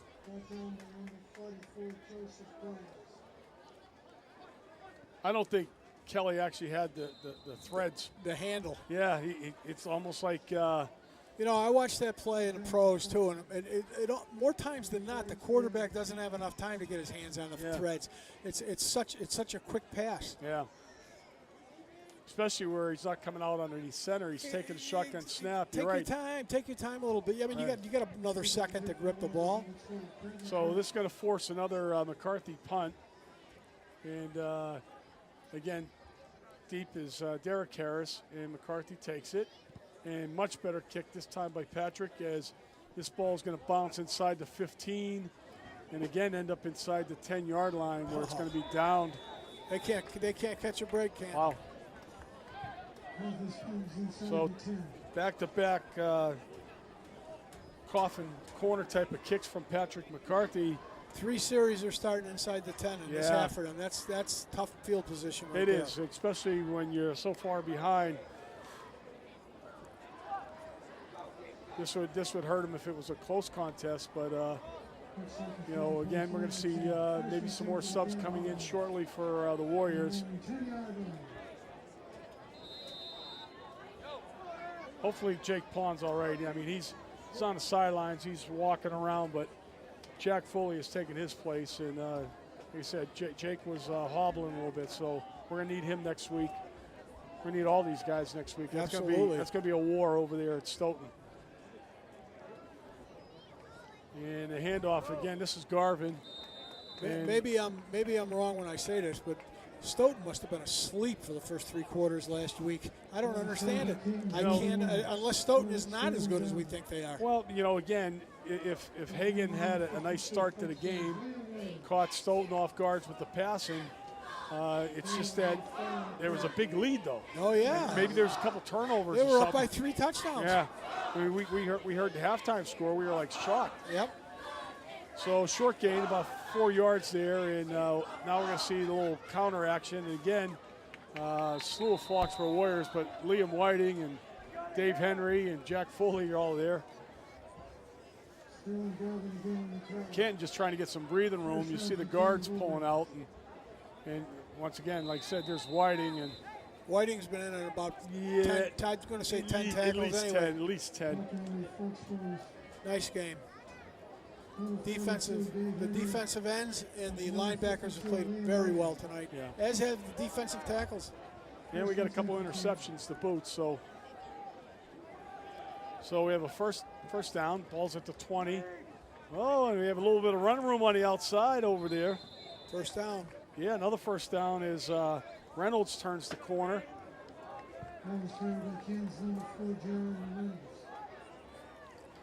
This little jet sweep, this is your motion back. And he's got 2 blockers. His backfield mates actually are out there leading the way. Garvin being one of them, and the other one is Byres. So he actually doesn't get the first down. It's darn close. He ends up picking up 9. So it'll be a 2nd and 1. Ball's at the 29-yard line. And we're going to see a Hagan pass here. And he's, wow. Oh, boy. I mean, he threw a bullet, and he got hurt at the end. I think he hit a helmet. Wow. Yeah, he's kind of like Hagan's holding his left arm. Yeah, he's like it's hanging. Let's take a look at this, Mike, if we could, please.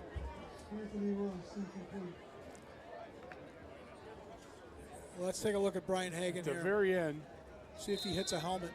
No, I don't know. Maybe he just hurt his arm. Wow. He had zip on that thing, but he was well in front of his intended receiver. So 3rd and short. And once again, Reynolds is in motion, and we're going to see a little play action. And once again, Hagan's going to keep it. Quarterback draw. And let me see. Once again, let me guess who's involved. Actually, number 58. New bodies checked in for the Warriors. Jimmy Blake with a tackle.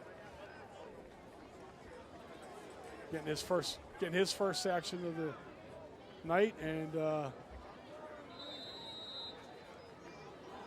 Whiting again. Yeah, Whiting and Blake. Now we got about 5 minutes left in the game. Been all domination. Been a dominating second half by Foxborough. Not that they didn't dominate the first half. They certainly did. But Foxborough took care of business tonight, Doug. Yeah, they sure have. And again, it's going to be real interesting to see how this all plays out in the playoff format. And we got a long pass that's not going anywhere, just overthrowing everybody. But the whole playoff format, again, the top 8 in each geographic, school size based division. We're in 4 Southeast, I believe. Yep. Here's Division 4 South standings, and you see Halston at 6-0. According to Frank, they're the real deal. If we end up tied with Middleborough will jump us for the better record. But again, top 4 would end up with home games, and that's a good thing too. You want that first game to be a home game. I'd love to see Foxborough play Holliston. Yeah. because that'd be a shootout, I think. And now what happens too in this format is these teams go into the playoff, but then if they get knocked out, they get thrown into that grab bag of their remaining games. Exactly. So, should Foxborough make it, then get knocked out early, you never know who the heck they're going to play after that. Exactly. So, all right, here we're back to action. And chances are they'd be a team that would be in the middle of the pack, Doug. Yeah. And once again, a nice little run there. Garvin's going to pick up a first down on the third down play. He gets out to the 45-yard line, and the sticks will move once again. This young man's worked hard tonight. He certainly has. I mean, he's probably got about 15 face masks. Somebody's got his face mask there. Oh, cheater. Yeah, that was missed by the officials there, but.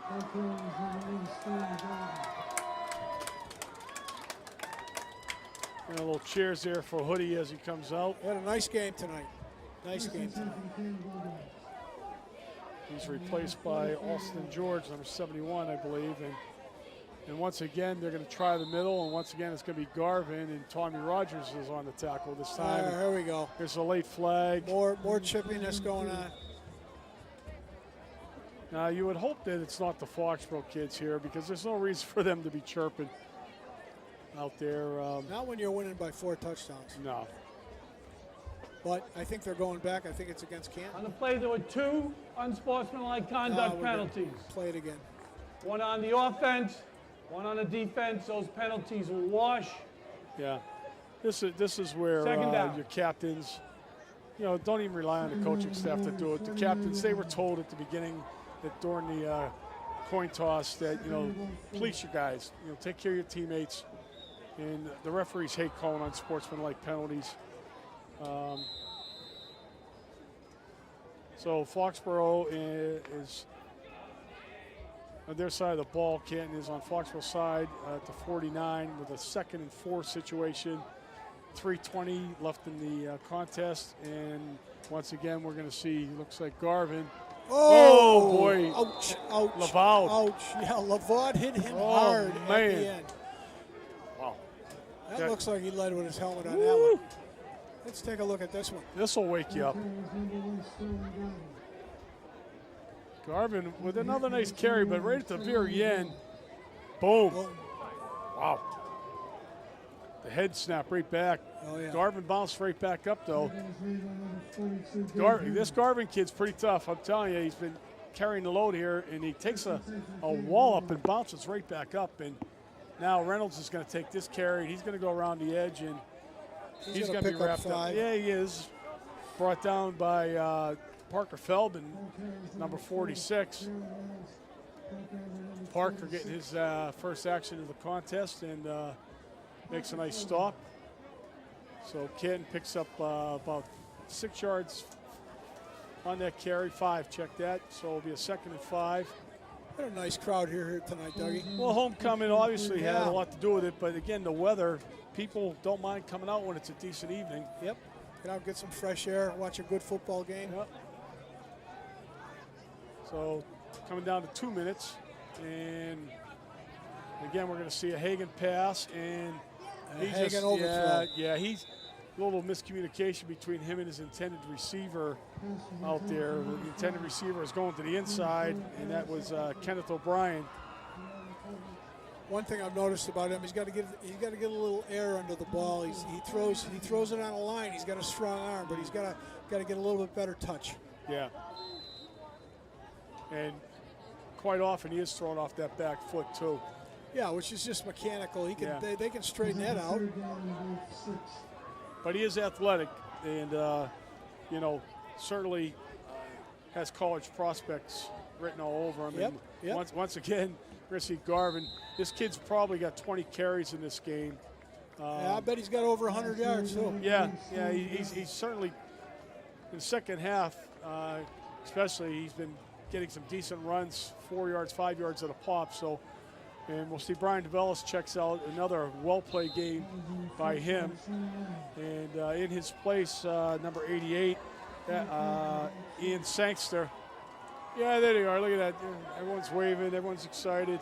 It's homecoming. Get the big dance tomorrow. Yep.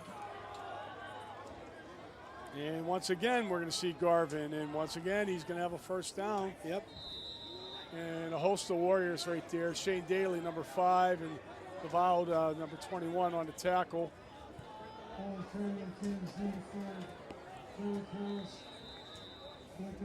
Take a look at Garvin again. Nothing fancy, just straight ahead. You're right about one thing, Doug. Your kid's playing hard. He's still right to the end. Got to give him a lot of credit, that young man. Absolutely. 29, Pat Flannery is now checked in. And once again, we're going to see Garvin. And Jack Foley has him wrapped up like a Christmas package. Throws him to the ground, and we're down under a minute. So we have an injured Foxborough player, so this will stop the clock. That looks like Feldman, 46. Boy, that's a shame. Young man's only been in the game for a couple minutes, and he's down with an injury. So Johnny Flannery, 49, checks in. So you got the dynamic duo out there, the Flannery twins.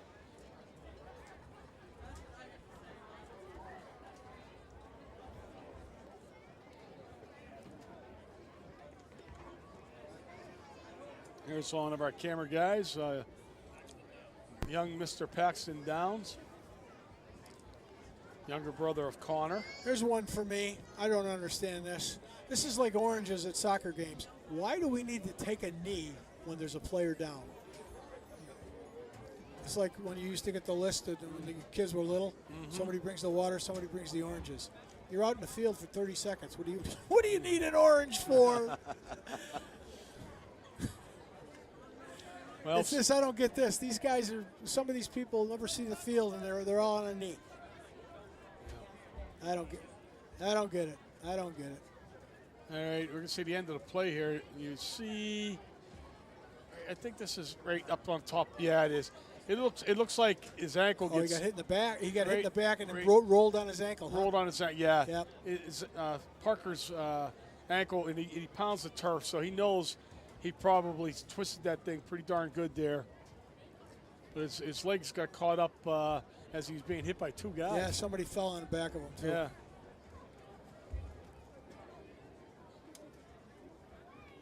Another one of my former players. Parker was a character when he was a younger kid. Always brought some excitement and laughter to our games and practices. Worked his butt off. I tell you what, we coach and enjoy the kids so much.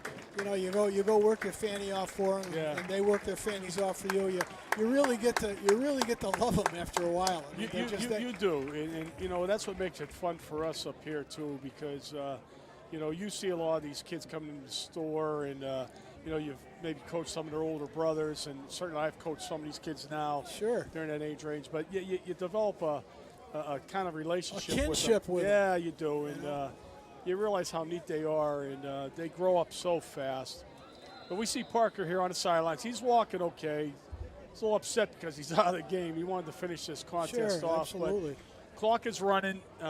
This might be the last play. We might get a second one in, but we're under 40 seconds. Canton has a 2nd and 7. And we're going to see a pass. And that ball is tipped away by Shane Daly. A real nice play by number 5 coming across, and we will see another play. I'll tell you, he picked him out right from the get-go because he had a kid in the corner wide open. Yeah. Nice play. Yeah, good job, Shane. Good job. Shane's a good kid, too. I tell you what, Frank, he organizes some of the other seniors to referee the Mike games for Foxborough Pop Warner. Yeah. See, that's giving it back at a very young age. Yeah, and they do a really good job. They really do. Good for him. So this is a 3rd down play, and once again we're going to see Garvin jump through the middle, and we're going to see who was that on attack? 58 for the Warriors makes that tackle. That's the end of this game, Doug, unless they call a timeout. Yep, Jimmy Blake on that final tackle, and that's it. Canton's had enough, and the Warriors put up good offensive numbers again tonight. They sure did. Give up the 1 touchdown just before the end of the half. But all in all, a nice effort, back-to-back solid wins to get them ready for the Stoughton Black Knights next week. And that will be one heck of a contest. And if you get an opportunity to see this game on Monday night or whenever you see the game, make sure that you go see these kids play over in Stoughton next weekend. That'll be a thrill for everybody, because when we win that game, we're going to be back in the playoffs again, Doug, and we're going to be rated pretty high. Absolutely, You know? because a win over Stoughton, who I think is number 1 in their division, which is above us. Yeah, which is above us, would garner us a slew of points. Yep. And it could be enough to put us right near the top. Certainly give us a home game. So tonight, homecoming night, very nice festivities. The band was good, the choir was good. The football team was phenomenal once again. Well King, played. the Queen. King, the Queen, everybody. But we appreciate the efforts of our teammates, the Cable 8 crew, the guys and gals on the cameras and in the truck, and all their efforts. And as always, we put together a nice package for you folks at home. And we'll know at the end of next week when Frank and I will be back to beat your eardrums. But until then, everyone have a great week, safe week. Enjoy your weekend. We'll talk to you soon.